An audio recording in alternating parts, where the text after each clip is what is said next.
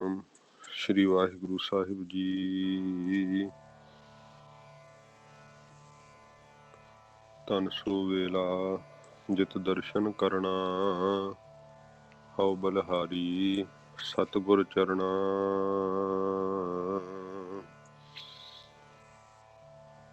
मैं गरीब सच टेक तू, मेरे सतगुर पूरे। देख तुम्हारा दर्शनो, मेरा मन धीरे।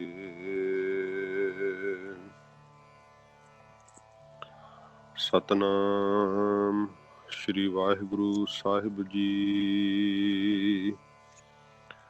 तीरथ नावा जे तिस भावा,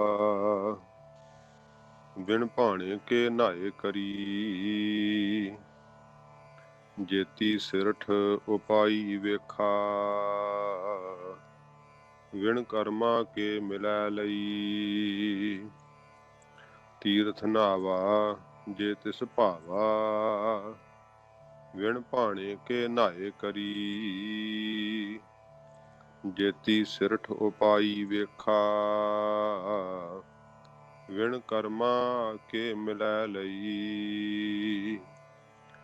मत विच रतन जवाहर माणक,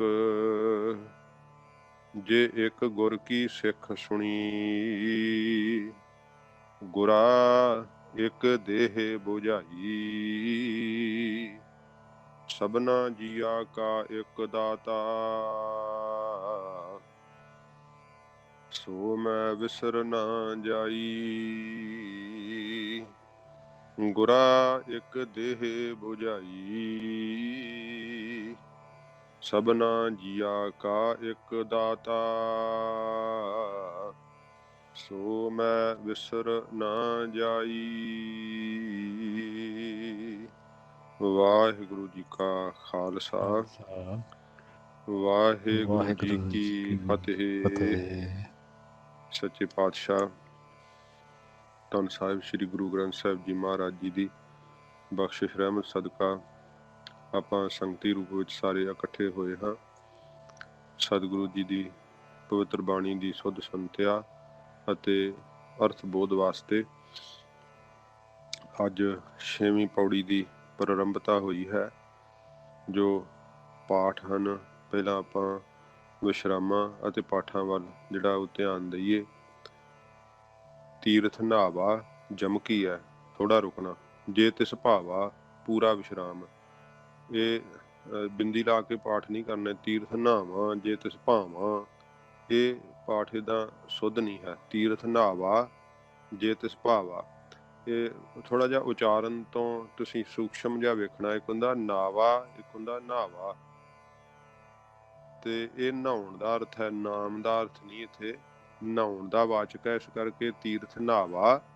ਨਾਵਾ ਮਤਲਬ ਨਹਾਉਣਾ, ਤੇ ਤੀਰਥ ਨਾਵਾ ਨਹੀਂ। ਤੀਰਥ ਨਾਵਾ, ਨਾਵਾ ਨਹੀਂ ਕਹਿਣਾ। ਤੀਰਥ ਨਾਵਾ ਜੇ ਤਿਸ ਭਾਵਾ, ਵਿਣ ਭਾਣੇ, ਇੱਥੇ ਜਮਕੀ ਫਿਰ ਵਿਣ ਭਾਣੇ ਕੇ ਨਹਾਏ ਕਰੀ। ਜੇਤੀ ਸਿਰਠ ਉਪਾਈ ਵੇਖਾ ਵਿਸ਼ਰਾਮ। ਇੱਥੇ ਸਿਰਟ ਸ੍ਰਿਸ਼ਟੀ ਦਾ ਭਾਵ ਸਿਰਠ, ਸਿਰਠ ਦੀ ਥਾਂ ਸਿਰਠ ਪੜ ਜਾਂਦੇ ਆ ਜਾਂ ਸ੍ਰਿਸ਼ਟ ਕਹਿ ਜਾਂਦੇ ਕਈ ਭੁਲੇਖੇ ਨਾਲ, ਕਿਉਂਕਿ ਉੱਤੋਂ ਅੱਖਰਾਂ ਨੂੰ ਆਪਾਂ ਸ਼ਬਦਾਂ ਨੂੰ ਵੇਖਦੇ ਨਹੀਂ ਤੇ ਮਨ ਦੇ ਗੈਸ ਕਰਕੇ ਕਈ ਵਾਰੀ ਬਾਣੀ ਪੜ੍ਹ ਦਿੰਦੇ ਆ ਤੇ ਪੜ੍ਹ ਦਿੰਦੇ ਜੇਤੀ ਸਿਰਟ ਉਪਾਈ ਵੇਖਾਂ ਜਾਂ ਜੇਤੀ ਸ੍ਰਿਸ਼ਟ ਉਪਾਈ ਵੇਖਾਂ। ਸ੍ਰਿਸ਼ਟ ਆਪਾਂ ਹੈ ਤਾਂ ਇਹਦਾ ਅਰਥ ਭਾਵੇਂ ਸ੍ਰਿਸ਼ਟੀ ਹੈ, ਭਾਵੇਂ ਇਹ ਸੰਸਾਰ ਹੀ ਹੈ, ਪਰ ਗੁਰੂ ਸਾਹਿਬ ਜੀ ਨੇ ਜਿਵੇਂ ਉਚਾਰਿਆ, ਲਿਖਤ ਵਿੱਚ ਲਿਖਿਆ, ਸਾਨੂੰ ਉਵੇਂ ਪੜ੍ਹਨਾ ਚਾਹੀਦਾ। ਸਿਰਠ ਕਹਿਣਾ, ਸਿਰਠ। ਸੱਸੇ ਸਿਹਾਰੀ ਰਾਰਾ ਮੁਕਤਾ, ਠੱਠੇ ਸਿਹਾਰੀ ਠੇ। ਸਿਰਠ ਤੇ ਉਪਾਈ ਵੇਖਾ। ਜੇਤੀ ਸਿਰਠ ਉਪਾਈ ਵੇਖਾ ਵਿਸ਼ਰਾਮ। ਵਿਣ ਕਰਮਾ ਜਮਕੀ ਕੇ ਮਿਲੈ ਲਈ। ਮਤ ਵਿੱਚ ਰਤਨ ਜਵਾਹਰ ਮਾਣਕ, ਇੱਥੇ ਵਿਸ਼ਰਾਮ ਲੱਗਣਾ। ਜੇ ਇੱਕ ਗੁਰ ਕੀ ਸਿੱਖ ਸੁਣੀ।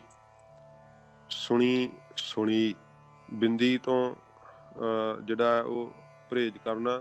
ਜਿੱਥੇ ਅਰਥ ਨਾ ਬਣਦਾ ਹੋਵੇ ਉੱਥੇ ਬਿੰਦੀ ਦਾ ਪ੍ਰਯੋਗ ਜਿਹੜਾ ਉਹ ਕਰਨਾ ਪੈਂਦਾ ਹੈ, ਤੇ ਕੋਸ਼ਿਸ਼ ਕਰਨੀ ਚਾਹੀਦੀ ਹੈ ਬਿੰਦੀ ਨਾ ਲੱਗੇ। ਜਿੱਦਾਂ ਇੱਥੇ ਪੜ੍ਹ ਜਾਂਦੇ ਆ, ਗੁਰਾਂ ਇੱਕ ਦੇਹ ਬੁਝਾਈ। ਗੁਰਾਂ ਬਿੰਦੀ ਲਾ ਕੇ ਪਾਠ ਨਹੀਂ ਕਰਨਾ, ਗੁਰਾ ਇੱਕ ਦੇਹ ਬੁਝਾਈ। ਗੁਰਾ ਤੇ ਵਿਸ਼ਰਾਮ ਲੱਗਣਾ ਪੂਰਾ। ਗੁਰਾ ਇੱਕ ਦੇਹ ਬੁਝਾਈ, ਸਭਨਾ ਜੀਆ ਕਾ ਇੱਕ ਦਾਤਾ, ਸੋ ਮੈਂ ਵਿਸਰ ਨਾ ਜਾਈ। ਇਹ ਇਸ ਤਰ੍ਹਾਂ ਜਿਹੜਾ ਹੈ ਪਾਠਾਂ ਦਾ ਉਚਾਰਨ ਅਤੇ ਵਿਸ਼ਰਾਮਾਂ ਵੱਲ ਖਿਆਲ ਦੇ ਕਰਕੇ ਆਪਾਂ ਗੈਸ ਕਰਕੇ ਬਾਣੀ ਨਹੀਂ ਪੜ੍ਹੀ ਦੀ। ਤੇ ਕਈ ਵਾਰੀ ਕੀ ਹੁੰਦਾ, ਜਦੋਂ ਕਈ ਪ੍ਰੇਮੀ ਸੰਥਿਆ ਕਰਦੇ ਆ ਨਾ, ਤੇ ਉਹ ਬਹੁਤ ਧਿਆਨ ਨਾਲ ਫਿਰ ਜਦੋਂ ਪੜ੍ਹਦੇ, ਕਿਉਂਕਿ ਨਿਤਨੇਮ ਰੋਜ਼ ਦਾ ਕਰਨੇ ਕਰਕੇ ਗਲਤੀਆਂ ਪੱਕੀਆਂ ਹੁੰਦੀਆਂ, ਤੇ ਉਹ ਜਦੋਂ ਆਪਣੇ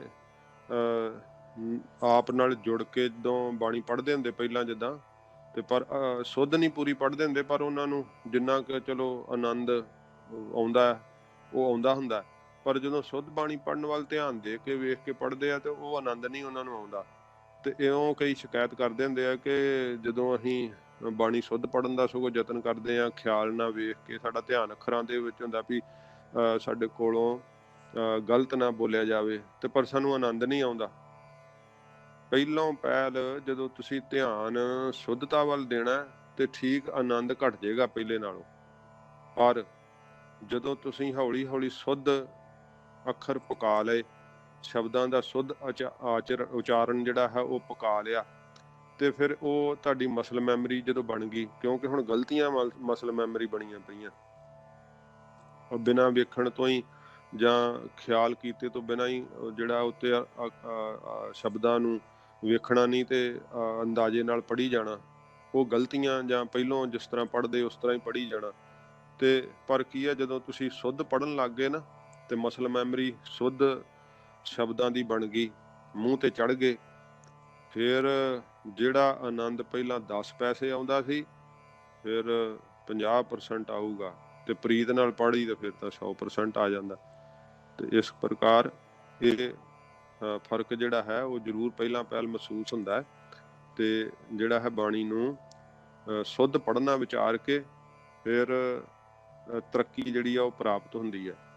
ਤੇ ਇਹ ਜਿਹੜੇ ਸਿੱਧ ਵਾ, ਇਹਨਾਂ ਜਿੱਦਾਂ ਮੈਂ ਪਹਿਲਾਂ ਬੇਨਤੀ ਕੀਤੀ ਸੀ ਕਿ ਜਪਜੀ ਸਾਹਿਬ ਦਾ ਵੱਡਾ ਭਾਗ ਜਿਹੜਾ ਹਿੱਸਾ ਉਹ ਸਿੱਧਾਂ ਨਾਲ ਗਿਆਨ ਚਰਚਾ ਦਾ, ਤੇ ਸਿੱਖਾਂ ਦੇ ਪ੍ਰਸ਼ਨਾਂ ਦੇ ਵੀ ਉੱਤਰ ਵਾ, ਤੇ ਕੁਝ ਪੌੜੀਆਂ ਸਤਿਗੁਰੂ ਜੀ ਨੇ ਸਨਮੁਖ ਬਿਰਤੀ ਕਰਕੇ ਮਹਾਰਾਜ ਜੀ ਨੇ ਉਚਾਰਨ ਕੀਤੀਆਂ ਹਨ।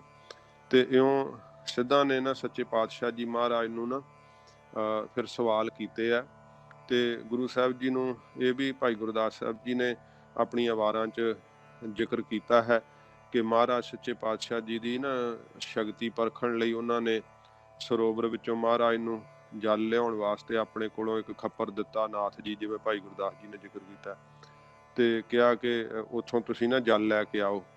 ਤੇ ਸਿੱਧਾਂ ਨੇ ਕੀ ਕੀਤਾ, ਜਦੋਂ ਮਹਾਰਾਜ ਜੀ ਜਲ ਲੈਣ ਵਾਸਤੇ ਗਏ ਤੇ ਆਪਣੀ ਸ਼ਕਤੀ ਨਾਲ ਉਹਨਾਂ ਹੀਰੇ ਜਵਾਹਰਾਤਾਂ ਦੀ ਥਾਂ ਤੇ ਨਾ ਵਾਹਿਗੁਰੂ ਪਾਣੀ ਦੀ ਥਾਂ ਤੇ ਜਿਹੜੇ ਸੀ ਹੀਰੇ ਜਵਾਹਰਾਤ ਸਾਰੇ ਜਿਹੜੇ ਸੀ ਉਹ ਬਣਾ ਦਿੱਤੇ, ਤੇ ਉਹ ਚਮਕਦੇ ਅੱਗੋਂ ਜਦੋਂ ਹੀਰੇ ਜਵਾਹਰਾਤ ਕੇ ਭਾਵ ਮਹਾਰਾਜ ਸਾਹਿਬ ਜੀ ਨੂੰ ਉਹ ਆਪਣੀ ਕਲਾ ਸ਼ਕਤੀ ਵਿਖਾਈ, ਤੇ ਗੁਰੂ ਸਾਹਿਬ ਜੀ ਉਹ ਵੇਖ ਕੇ ਤੇ ਵਾਪਸ ਮੁੜ ਗਏ, ਕਿਉਂਕਿ ਸਿੱਧਾਂ ਦਾ ਖਿਆਲ ਸੀ ਕਿ ਮਹਾਰਾਜ ਲਾਲਚ ਵਿੱਚ ਆਉਣਗੇ ਹੀਰੇ ਜਵਾਹਰਾਤ ਵੇਖ ਕੇ, ਤੇ ਆਪਣੇ ਪੰਥ 'ਚ ਮਹਾਰਾਜ ਨੂੰ ਮਿਲਾ ਲਵਾਂਗੇ ਤਾਂ ਸਾਡਾ ਮਤ ਜਿਹੜਾ ਉਹ ਬੜਾ ਪ੍ਰਸਿੱਧ ਹੋਵੇਗਾ।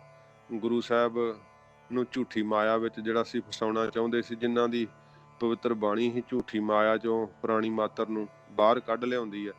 ਤੇ ਭਾਈ ਗੁਰਦਾਸ ਸਾਹਿਬ ਜੀ ਨੇ ਲਿਖੀ ਆ ਉਹ ਵਾਰ ਦੀ ਪੌੜੀ ਕਿ ਸਿੱਧੀ ਮਨੇ ਵਿਚਾਰਿਆ ਕਿਵੇਂ ਦਰਸ਼ਨ ਇਹ ਲੇਵੈ ਬਾਲਾ, ਕਿ ਕਿਵੇਂ ਸਾਡਾ ਜੋਗੀਆਂ ਦਾ ਜਿਹੜਾ ਪੰਥ ਵੈ ਉਹਨੂੰ ਇਹ ਧਾਰਨ ਕਰ ਲਵੇ। ਬਾਲਾ ਸ਼ਬਦ ਗੁਰੂ ਸਾਹਿਬ ਜੀ ਨੂੰ ਵਰਤਦੇ ਆ, ਐਸਾ ਜੋਗੀ ਕਲੀ ਮੈਂ ਹਮਰੇ ਪੰਥ ਕਰੇ ਉਜਿਆਲਾ, ਵੀ ਸਾਡੇ ਪੰਥ ਦੇ ਅੰਦਰ ਬੜਾ ਪ੍ਰਕਾਸ਼ ਕਰ ਦੇਗਾ ਇਹੋ ਜਿਹਾ ਸਮਰੱਥ ਜੋਗੀ ਜਿਹੜਾ।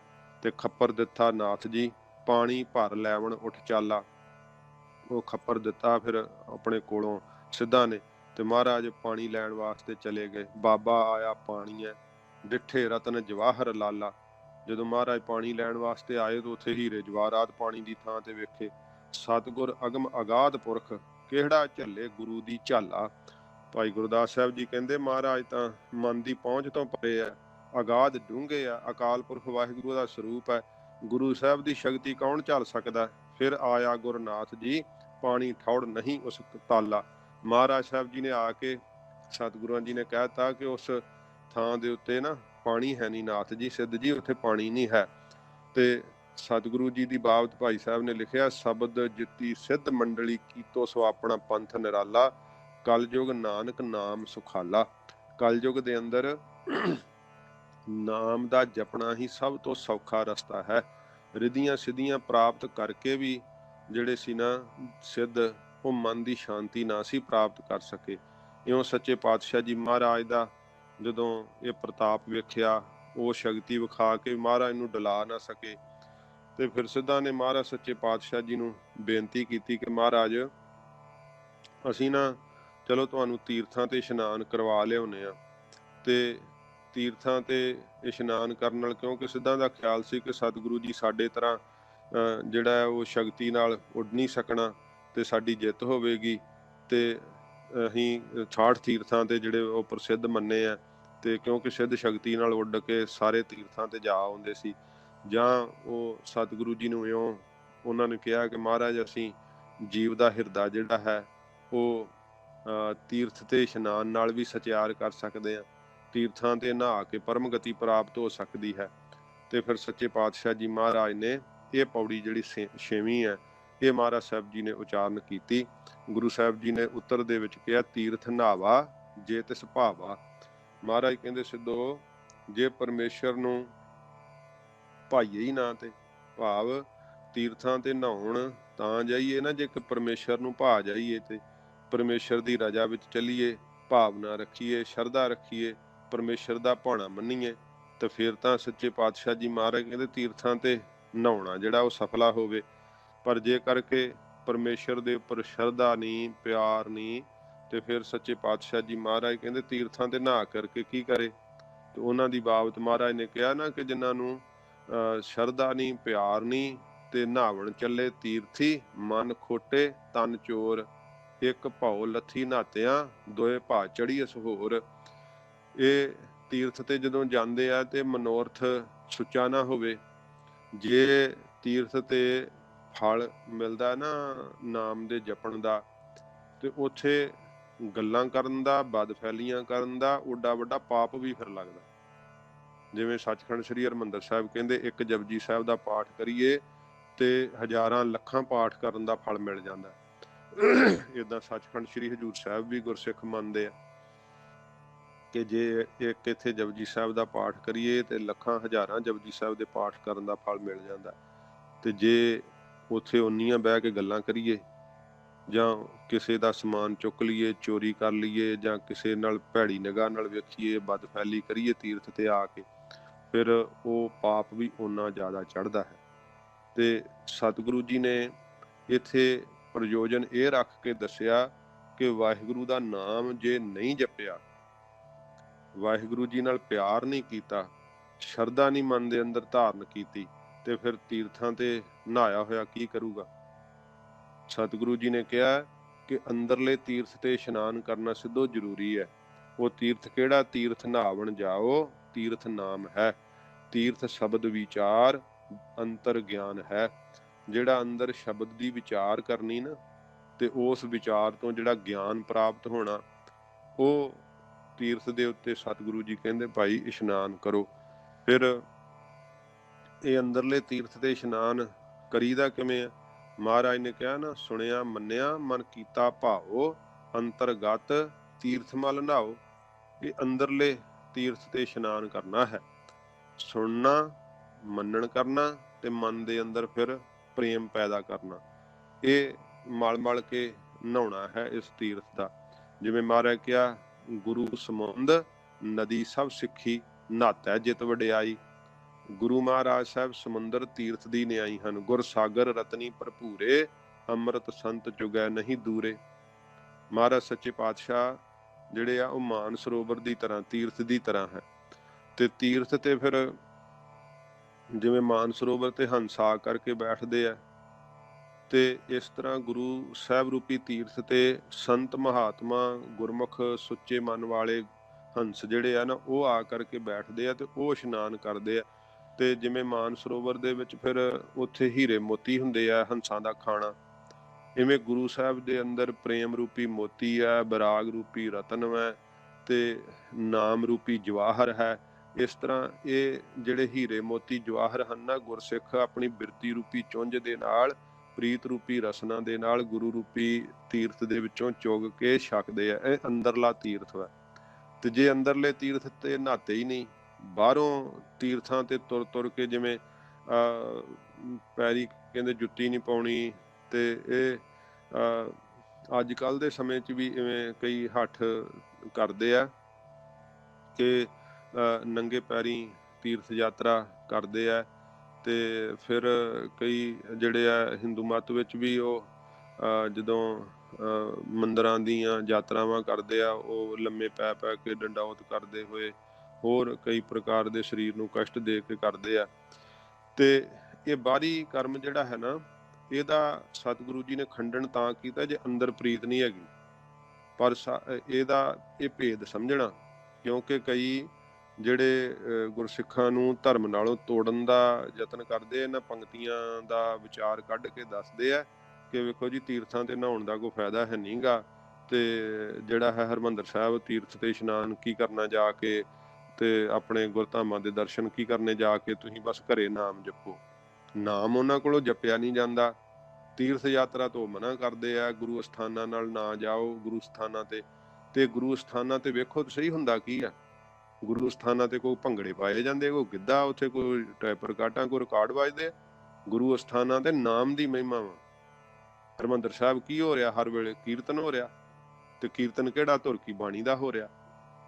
ਇਸੇ ਕਰਕੇ ਸਤਿਗੁਰੂ ਜੀ ਨੇ ਇਸ ਤੀਰਥ ਦੀ ਮਹਿਮਾ ਕਹੀ ਆ। ਫਿਰ ਜੇ ਆਪਾਂ ਹਜੂਰ ਸਾਹਿਬ ਦੀ ਯਾਤਰਾ ਕਰਦੇ ਤੇ ਕੀ ਹੁੰਦਾ? ਹਜੂਰ ਸਾਹਿਬ ਹਰ ਵੇਲੇ ਬਾਣੀ ਦਾ ਪ੍ਰਵਾਹ ਚੱਲਦਾ, ਕੀਰਤਨ ਹੁੰਦਾ, ਕਥਾ ਹੁੰਦੀ ਹੈ, ਤੇ ਉੱਥੇ ਨਾਮ ਦੀ ਮਹਿਮਾ ਹੋ ਰਹੀ ਹੈ। ਇਸ ਕਰਕੇ ਇਸ ਗੱਲ ਦਾ ਭੇਦ ਸਮਝਣਾ। ਮਹਾਰਾਜ ਸੱਚੇ ਪਾਤਸ਼ਾਹ ਨੇ ਤੀਰਥਾਂ ਦੇ ਇਸ਼ਨਾਨ ਵਾਸਤੇ ਪ੍ਰੇਰਨਾ ਕੀਤੀ ਹੈ ਕਿ ਆਪਣੇ ਗੁਰਧਾਮਾਂ ਤੇ ਤੀਰਥਾਂ ਤੇ ਇਸ਼ਨਾਨ ਕਰੀਏ, ਪਰ ਇਸ ਬਰੀਕੀ ਨੂੰ ਸਮਝਣਾ ਕਿ ਜੇ ਆਪਾਂ ਹਰਿਮੰਦਰ ਸਾਹਿਬ ਆਈਏ ਤੇ ਫਿਰ ਕੀਰਤਨ ਸੁਣੀਏ ਹੀ ਨਾ, ਤੇ ਇਸ਼ਨਾਨ ਵੀ ਜੇ ਕੀਤਾ ਨਹੀਂ ਕੀਤਾ ਨਹੀਂ ਸਹੀ, ਤੇ ਲੰਗਰ ਛਕ ਕੇ ਤੇ ਆਪਣੀਆਂ ਬਾਜ਼ਾਰਾਂ 'ਚੋਂ ਖਰੀਦਾਂ ਫਰੋਖਤਾਂ ਕਰਦੇ ਰਹੇ, ਪਿਕਨਿਕ ਮਨਾਉਂਦੇ ਰਹੇ, ਤੇ ਫਿਰ ਤੀਰਥ ਤੇ ਤੁਸੀਂ ਥੋੜ੍ਹੋ ਆਏ। ਜਿਵੇਂ ਮਾਫ ਕਰਨਾ, ਮੈਂ ਮਤਲਬ ਵੀ ਜਿੱਦਾਂ ਕਈ ਗੱਲਾਂ ਇਸ ਤਰ੍ਹਾਂ ਦੀਆਂ ਹੁੰਦੀਆਂ ਜਿਹੜੀਆਂ ਕਿਸੇ ਦੇ ਮਨ ਨੂੰ ਠੇਸ ਪਹੁੰਚਾਉਂਦੀਆਂ। ਕਈ ਵਾਰੀ ਤੀਰਥ ਤੇ ਕਈ ਤੀਰਥ ਯਾਤਰਾ ਨਹੀਂ ਕਰਨ ਆਉਂਦੇ, ਕੋਈ ਉੱਥੇ ਨਸ਼ਾ ਖਰੀਦਣ ਆਉਂਦਾ ਹੈ, ਕੋਈ ਕੁਛ ਕਰਨ ਆਉਂਦਾ। ਦੱਸੋ, ਉਹ ਤੀਰਥ ਯਾਤਰਾ ਥੋੜ੍ਹੋ ਕਰਨ ਆਇਆ। ਉਹ ਸੋਚਦੇ ਗੁਰੂ ਘਰ ਦਾ ਕਮਰਾ ਫ੍ਰੀ ਮਿਲ ਜਾਣਾ। ਹੋਟਲ ਦੇ ਵਿੱਚ ਤਾਂ ਪੈਸੇ ਦੇ ਪੇ ਕਰਨੇ ਪੈਣੇ ਨਾ। ਗੁਰੂ ਘਰ ਦਾ ਕਮਰਾ ਫ੍ਰੀ ਮਿਲਣਾ, ਲੰਗਰ ਫ੍ਰੀ ਮਿਲਣਾ, ਨਾਲੇ 2 ਰਾਤਾਂ ਕੱਟ ਜਾਣੀਆਂ, ਤੇ ਨਾ ਉੱਥੇ ਸੰਗਤ ਕਰਨੀ। ਜੇ ਆ ਵੀ ਗਏ ਤੇ ਉੱਥੇ ਰੌਲਾ ਪਾਉਣਾ, ਗੱਲਾਂ ਕਰਨੀਆਂ, ਤੇ ਵਾਪਸ ਮੁੜ ਜਾਣਾ। ਨਿਆਣਿਆਂ ਵਾਸਤੇ ਖਿਡੌਣੇ 4 ਲੈ ਲੈਣੇ ਤੇ ਆਪ ਦਾ ਨਸ਼ਾ ਖਰੀਦ ਲੈਣਾ। ਤੇ ਕਈ ਆਪਣੇ ਘਰੋਂ ਬੀਬੀਆਂ ਨੂੰ ਭੇਜਦੇ ਨਸ਼ੇ ਦੇ ਖਰੀਦਣ ਵਾਸਤੇ, ਤੇ ਉਹ ਸਮਝਦੇ ਆ ਲੋਕ ਕਿ ਇਹ ਤੀਰਥ ਯਾਤਰਾ ਕਰਨ ਚੱਲੇ। ਤੀਰਥ ਯਾਤਰਾ ਥੋੜ੍ਹੋ ਕਰਨ ਆਏ ਹੋ। ਇਸ ਕਰਕੇ ਮਹਾਰਾਜ ਨੇ ਕਿਹਾ, ਜਿਹਦੀ ਜਿਹੋ ਜਿਹੀ ਵਾਸ਼ਨਾ ਹੈ ਤੇ ਉਹਦਾ ਤੀਰਥ ਨਹਾਤਾ ਕੀ ਕਰੂਗਾ।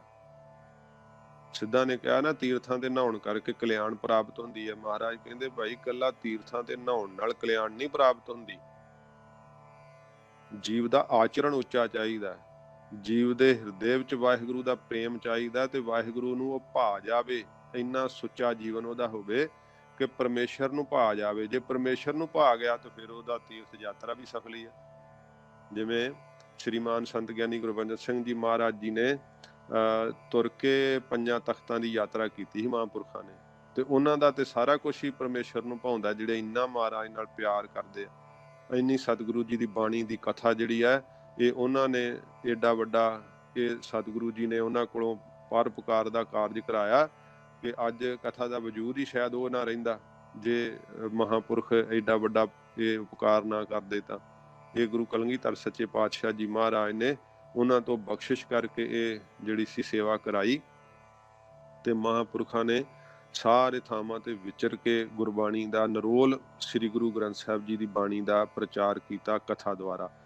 ਤੇ ਜਿਨ੍ਹਾਂ ਦਾ ਇੰਨਾ ਪਿਆਰ ਹੈ ਮਹਾਰਾਜ ਜੀ ਨਾਲ, ਉਹ ਪ੍ਰੀਤ ਦੀ ਰੀਤ ਨਾਲ ਹੀ ਜੋ ਕਰਦੇ ਆ, ਉਹ ਉਹਨਾਂ ਦਾ ਸਫਲਾ ਹੁੰਦਾ। ਫਿਰ ਤੇ ਪਰ ਇੱਥੇ ਸਿੱਧਾਂ ਨੂੰ ਮਹਾਰਾਜ ਸਾਹਿਬ ਜੀ ਇਹ ਭੇਦ ਸਮਝ ਲੈਣਾ। ਹੁਣ ਕੋਈ ਕਹੇ ਕਿ ਤੀਰਥ ਨਹਾਵਾ ਜੇ ਤਿਸ ਭਾਵਾ, ਤੇ ਫਿਰ ਮੈਨੂੰ ਹੁਣ ਤੀਰਥ ਅੰਮ੍ਰਿਤਸਰ ਸਾਹਿਬ ਹਰਿਮੰਦਰ ਸਾਹਿਬ ਨਹਾਉਣ ਦੀ ਕੀ ਲੋੜ ਆ, ਮੈਨੂੰ ਜਾਣਾ ਹੀ ਨਹੀਂ ਚਾਹੀਦਾ। ਤੇ ਨਾਸਤਕ ਜਿਹੜੇ ਆ ਇਹਨਾਂ ਪੰਕਤੀਆਂ ਦੀ ਓਟ ਲੈ ਕੇ ਗੁਰਸਿੱਖਾਂ ਨੂੰ ਸਿੱਖੀ ਦੇ ਧੁਰੇ ਨਾਲੋਂ ਤੋੜਦੇ ਆ। ਇਹ ਗੱਲ ਨੂੰ ਸਮਝਣੇ। ਤੇ ਗੁਰੂ ਸਾਹਿਬ ਜੀ ਨੇ ਉੱਥੇ ਇਹ ਗੱਲਾਂ ਦਾ ਉਪਦੇਸ਼ ਤਾਂ ਦਿੱਤਾ ਕਿ ਜਿਵੇਂ ਹੁਣ ਵੇਖੋ, ਜੇ ਨਹਾਉਣ ਨਾਲ ਸਫਲਾ ਹੁੰਦਾ ਤੇ ਮਹਾਰਾਜ ਨੇ ਕਿਹਾ ਜਲ ਕੇ ਮੱਜਨ ਜੇ ਗਤ ਹੋਵੇ ਨਿਤ ਨਿਤ ਮੇਂਢਕ ਨਹਾਵੈ। ਹਾਂਜੀ, ਮਹਾਰਾਜ ਨੇ ਕਿਹਾ ਇਕੱਲੇ ਇਸ਼ਨਾਨ ਦੇ ਨਾਲ ਮੁਕਤੀ ਨਹੀਂ। ਤੇ ਫਿਰ ਜਿਹੜਾ ਪੰਥਕ ਜੋਗੀਆਂ ਦਾ ਉਹ ਕਹਿੰਦੇ ਆ ਵੀ ਨਾਂਗੇ ਆ, ਜਿੱਦਾਂ ਉਹ ਪਾਉਂਦੇ ਨਹੀਂ, ਕੱਪੜੇ ਨਹੀਂ ਪਾਉਂਦੇ, ਦਿਗੰਬਰ ਹੁੰਦੇ ਆ। ਤੇ ਫਿਰ ਮਹਾਰਾਜ ਸੱਚੇ ਪਾਤਸ਼ਾਹ ਨੇ ਬਾਣੀ ਵਿੱਚ ਕਿਹਾ ਨਾ ਕਿ ਨਗਨ ਫਿਰਤ ਜੋ ਪਾਈਐ ਜੋਗ ਬਨ ਕਾ ਮਿਰਗ ਮੁਕਤ ਸਭ ਹੋਗ।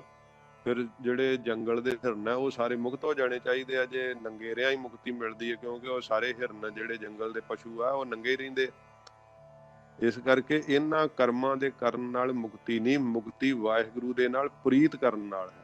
ਇਹ ਗੁਰੂ ਨਾਨਕ ਦੇਵ ਸੱਚੇ ਪਾਤਸ਼ਾਹ ਜੀ ਮਹਾਰਾਜ ਸਿੱਖਿਆ ਦੇ ਰਹੇ ਗਰੀਬ ਨਵਾਜ। ਇਸ ਕਰਕੇ ਜਿਹੜਾ ਭੁੱਖੇ ਰਹਿਣਾ, ਨੰਗੇ ਰਹਿਣਾ ਤੇ ਕੱਲਾ ਤੀਰਥਾਂ ਤੇ ਨਹਾਈ ਜਾਣਾ, ਕਿਉਂਕਿ ਸਨਾਤਨੀ ਮੱਤ 'ਚ ਇਹ ਸਾਧਨ ਸਹਿਰੇ ਹੈਗੇ ਤੇ ਸਿੱਧ ਇਹਨਾਂ ਸਾਧਨਾਂ ਨੂੰ ਕਾਰਗਰ ਮੰਨਦੇ ਹੀ। ਪਰ ਮਹਾਰਾਜ ਕਹਿੰਦੇ ਜੇ ਵਾਹਿਗੁਰੂ ਨਾਲ ਪਿਆਰ ਨਹੀਂ ਤੇ ਸਾਰੇ ਨਿਸਫਲ ਵਾ, ਕਿਸੇ ਕੰਮ ਨਹੀਂ ਇਹ ਕੀਤੇ ਹੋਏ ਸਾਧਨ। ਇਹ ਸਤਿਗੁਰੂ ਜੀ ਸਿੱਖਿਆ ਦ੍ਰਿੜਾ ਰਹੇ ਆ, ਨਾ ਕਿ ਇਸ ਸਿੱਖਿਆ ਨੂੰ ਹਰਿਮੰਦਰ ਸਾਹਿਬ ਤੀਰਥ ਤੇ ਲਾ ਦੇਣਾ, ਆਪਣੇ ਗੁਰਧਾਮਾਂ ਦੀ ਯਾਤਰਾ ਤੇ ਲਾ ਦੇਣਾ। ਕਿਉਂਕਿ ਸਿੱਖ ਜਿੱਥੇ ਮਹਾਰਾਜ ਦੇ ਨਾਮ ਨਾਲ ਪਿਆਰ ਕਰਦੇ ਆ, ਇਹ ਜਿਹੜਾ ਹੈ ਇਤਿਹਾਸ ਦੇ ਵਿੱਚ ਬਚਨ ਆਉਂਦੇ ਆ। ਕਵੀ ਭਾਈ ਸੰਤੋਖ ਸਿੰਘ ਜੀ ਨੇ ਲਿਖਿਆ ਕਿ ਗੁਰੂ ਸਾਹਿਬ ਜੀ ਨੇ ਆਗਿਆ ਕੀਤੀ ਸੀ ਜਿਹੜਾ ਅੰਮ੍ਰਿਤਸਰ ਸਾਹਿਬ ਵਿੱਚ ਰਹਿੰਦਾ ਉਹ ਰੋਜ਼ ਸ੍ਰੀ ਹਰਿਮੰਦਰ ਸਾਹਿਬ ਦਾ ਦਰਸ਼ਨ ਕਰੇ, ਜਿਹੜਾ ਸ਼ਹਿਰ ਤੋਂ ਬਾਹਰ ਰਹਿੰਦਾ ਹੈ ਉਹ ਹਫ਼ਤੇ ਬਾਅਦ ਦਰਸ਼ਨ ਕਰੇ, ਜਿਹੜਾ ਸੂਬੇ ਤੋਂ ਬਾਹਰ ਰਹਿੰਦਾ ਉਹ ਮਹੀਨੇ ਬਾਅਦ ਦਰਸ਼ਨ ਕਰੇ, ਜਿਹੜਾ ਦੇਸ਼ੋਂ ਬਾਹਰ ਰਹਿੰਦਾ ਉਹ ਸਾਲ ਬਾਅਦ ਆ ਕੇ ਹਰਿਮੰਦਰ ਸਾਹਿਬ ਦੇ ਦਰਸ਼ਨ ਕਰੇ।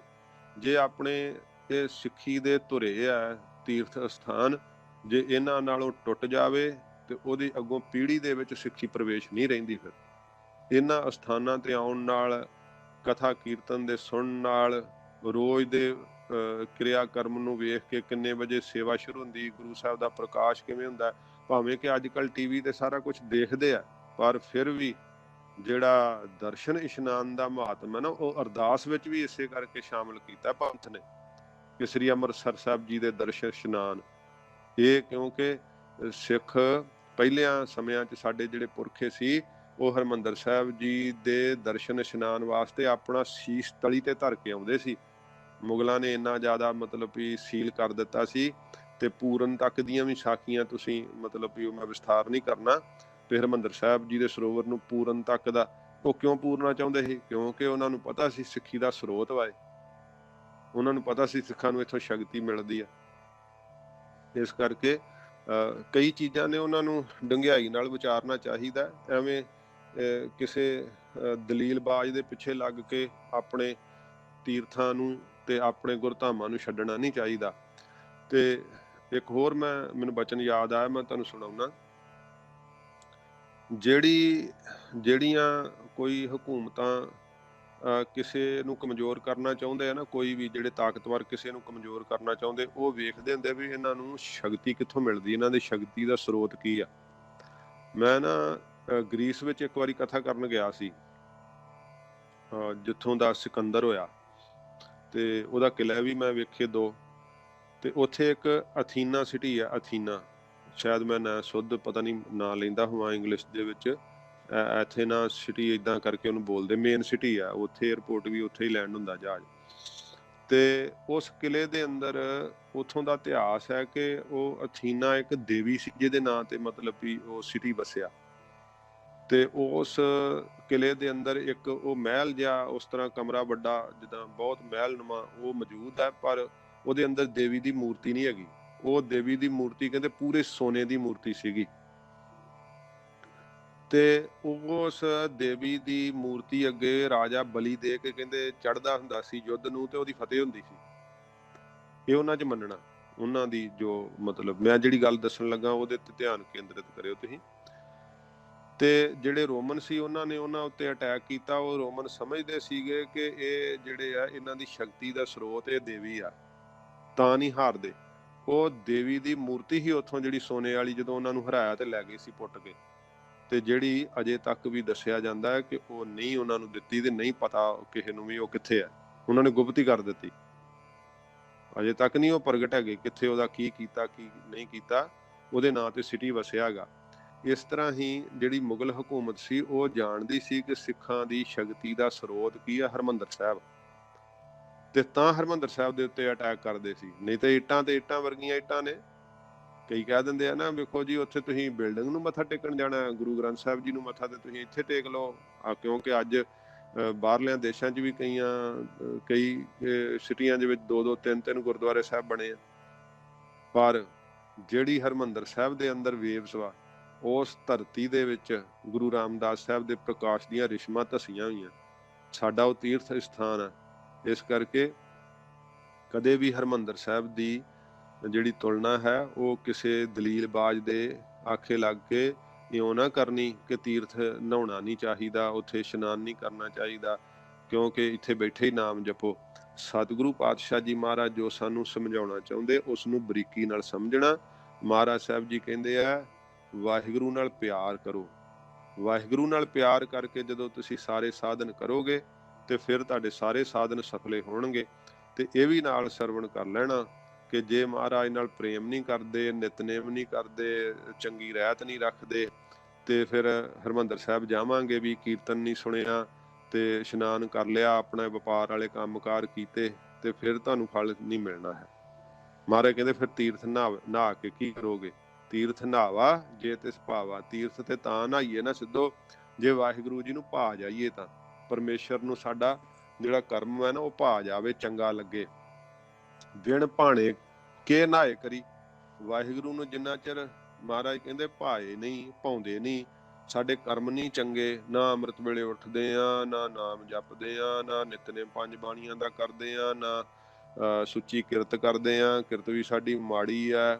ਤੇ ਬਹੁਤ ਇਹੋ ਜਿਹੀਆਂ ਕਿਰਤਾਂ ਕਰ ਕਰਕੇ ਕਈ ਦੁਖੀ ਹੁੰਦੇ ਆ, ਤੇ ਫਿਰ ਪੁੱਛਦੇ ਜੀ ਸਾਡੇ ਦੁੱਖ ਕਿਉਂ ਨਹੀਂ ਟੁੱਟਦੇ? ਦੁੱਖ ਕਿੱਥੋਂ ਟੁੱਟਣ ਜਦੋਂ ਕਿਰਤ ਨਹੀਂ ਚੰਗੀ ਹੈ। ਤੇ ਸੱਚੇ ਪਾਤਸ਼ਾਹ ਜੀ ਮਹਾਰਾਜ ਕਹਿੰਦੇ ਫਿਰ ਨਹਾ ਕੇ ਕੀ ਕਰੂਗਾ? ਜਿਵੇਂ ਹੁਣ ਕਈ ਜਿਹੜੇ ਆ ਉਹ ਕਾਰੋਬਾਰ ਹੀ ਇਸ ਤਰ੍ਹਾਂ ਦੇ ਕਰਦੇ ਆ ਕਿ ਉਹ ਸਿੱਖੀ ਤੋਂ ਉਲਟ ਵਾ, ਤੇ ਮਹਾਰਾਜ ਤੋਂ ਫਿਰ ਸੁੱਖ ਕਿਵੇਂ ਆਪਾਂ ਮੰਗ ਸਕਦੇ ਆ? ਸਤਿਗੁਰੂ ਜੀ ਕਹਿੰਦੇ ਜੇ ਵਾਹਿਗੁਰੂ ਜੀ ਨਾਲ ਪਿਆਰ ਨਹੀਂ ਕੀਤਾ, ਸੁੱਚੀ ਕਿਰਤ ਨਹੀਂ ਕਰਦੇ, ਅੰਮ੍ਰਿਤ ਵੇਲੇ ਜਾਗਦੇ ਨਹੀਂ, ਪਰਉਪਕਾਰ ਨਹੀਂ ਕਰਦੇ, ਮਿੱਠਾ ਨਹੀਂ ਬੋਲਦੇ, ਤੇ ਵਾਹਿਗੁਰੂ ਨੂੰ ਭਾ ਕਿਵੇਂ ਸਕਦੇ ਆ? ਤੇ ਜਿੰਨਾ ਚਿਰ ਫਿਰ ਵਾਹਿਗੁਰੂ ਨੂੰ ਭਾਉਂਦੇ ਨਹੀਂ, ਵਿਣ ਭਾਣੇ ਕੇ ਨਹਾਏ ਕਰੀ। ਇੱਥੇ ਨਾਏ ਕਰੀ ਨਹੀਂ ਕਹਿਣਾ, ਨਾਮ ਦਾ ਅਰਥ ਨਹੀਂ, ਨਹਾਉਣ ਦਾ ਹੀ ਅਰਥ ਵਾ ਇੱਥੇ ਵੀ। ਵਿਣ ਭਾਣੇ ਕੇ ਨਹਾਏ ਕਰੀ, ਨਹਾਏ ਕਰੀ ਕਈ ਕਹਿ ਦਿੰਦੇ, ਫਿਰ ਹਾਹਾ ਪੂਰਾ ਲਾਉਂਦੇ, ਉਹ ਪੂਰਾ ਹਾਹਾ ਨਹੀਂ ਲਾਉਣਾ, ਨਹਾਏ ਕਰੀ। ਨਾਏ ਕਰੀ ਨਹੀਂ ਕਹਿਣਾ, ਨਾਏ ਨਹਾਏ। ਫਰਕ ਹੈ ਨਾ ਦੋਵਾਂ 'ਚ, ਇਸ ਤਰ੍ਹਾਂ ਫਰਕ ਸਮਝਣਾ। ਵਿਣ ਭਾਣੇ ਕੇ ਨਹਾਏ ਕਰੀ, ਵਾਹਿਗੁਰੂ ਨੂੰ ਜਿੰਨਾ ਚਿਰ ਭਾਉਂਦੇ ਨਹੀਂ, ਤੇ ਸੱਚੇ ਪਾਤਸ਼ਾਹ ਜੀ ਮਹਾਰਾਜ ਕਹਿੰਦੇ ਨੇ ਤੇ ਨਹਾ ਕਰਕੇ ਫਿਰ ਜਿਹੜਾ ਹੈ ਉਹ ਕੀ ਕਰ ਸਕਦੇ ਆ? ਜਿਵੇਂ ਉਹ ਤੂੰਬੀ ਦੀ ਸਾਖੀ ਸ਼ਾਇਦ ਦੱਸੀ ਸੀ ਨਾ ਤੁਹਾਨੂੰ, ਕਬੀਰ ਸਾਹਿਬ ਜੀ ਦੀ, ਤੇ ਉਹ ਫਿਰ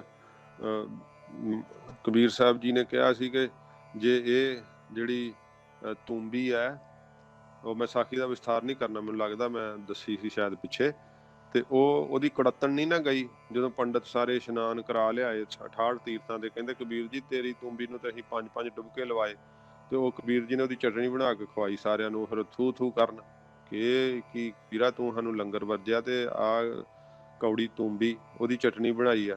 ਕਬੀਰ ਜੀ ਕਹਿੰਦੇ ਵੀ ਅਜੇ ਕੌੜੀ ਰਹਿ ਗਈ, 68 ਤੀਰਥਾਂ ਦੇ ਨਹਾ ਕੇ ਅਜੇ ਇਹਦੇ ਅੰਦਰ ਮਿਠਾਸ ਭਰ ਜਾਣੀ ਚਾਹੀਦੀ ਹੁਣ ਤੱਕ। ਉਹ ਦ੍ਰਿਸ਼ਟਾਂਤ ਇਹ ਦਿਖਾਇਆ ਕਬੀਰ ਜੀ ਨੇ ਕਿ ਜਿਹੜਾ ਅੰਦਰੋਂ ਵਕਾਰਾਂ ਦੀ ਕੜੱਤਣ ਨਾਮ ਦੇ ਜਪ ਕਰਕੇ ਨਹੀਂ ਦੂਰ ਕੀਤੀ, ਬਾਹਰੋਂ ਤੀਰਥਾਂ ਤੇ ਜਿੰਨਾ ਮਰਜ਼ੀ ਨਹਾ ਲੇ, ਉਹਦੇ ਅੰਦਰੋਂ ਵਕਾਰ ਨਹੀਂ ਨਾਸ ਹੁੰਦੇ। ਸਾਡੇ ਮਹਾਨ ਤੀਰਥਾਂ ਤੇ ਜਦੋਂ ਆਈਏ, ਇਸ਼ਨਾਨ ਕਰੀਏ ਤੇ ਬਾਣੀ ਨਾਲ ਜੁੜੀਏ। ਮਹਾਰਾਜ ਸਾਹਿਬ ਜੀ ਨੇ ਉੱਥੇ ਬਾਣੀ ਦੀ ਨਾਮ ਦੀ ਮਹਿਮਾ ਕਹੀ ਹੈ, ਹਰ ਵੇਲੇ 8 ਪੈਰ ਨਾਮ ਦਾ ਜਸ ਕੀਤਾ ਜਾ ਰਿਹਾ, ਤੇ ਫਿਰ ਉੱਥੇ ਬਹਿ ਕੇ ਨਾਮ ਜਪੀਏ, ਤਾਂ ਕਰਕੇ ਫਿਰ ਮਨ ਦੀ ਮੈਲ ਲੱਥਦੀ। ਮਹਾਰਾਜ ਨੇ ਇਸੇ ਕਰਕੇ ਕਿਹਾ, ਰਾਮਦਾਸ ਸਰੋਵਰ ਨਾਤੇ ਸਭ ਉਤਰੇ ਪਾਪ ਕਮਾਤੇ।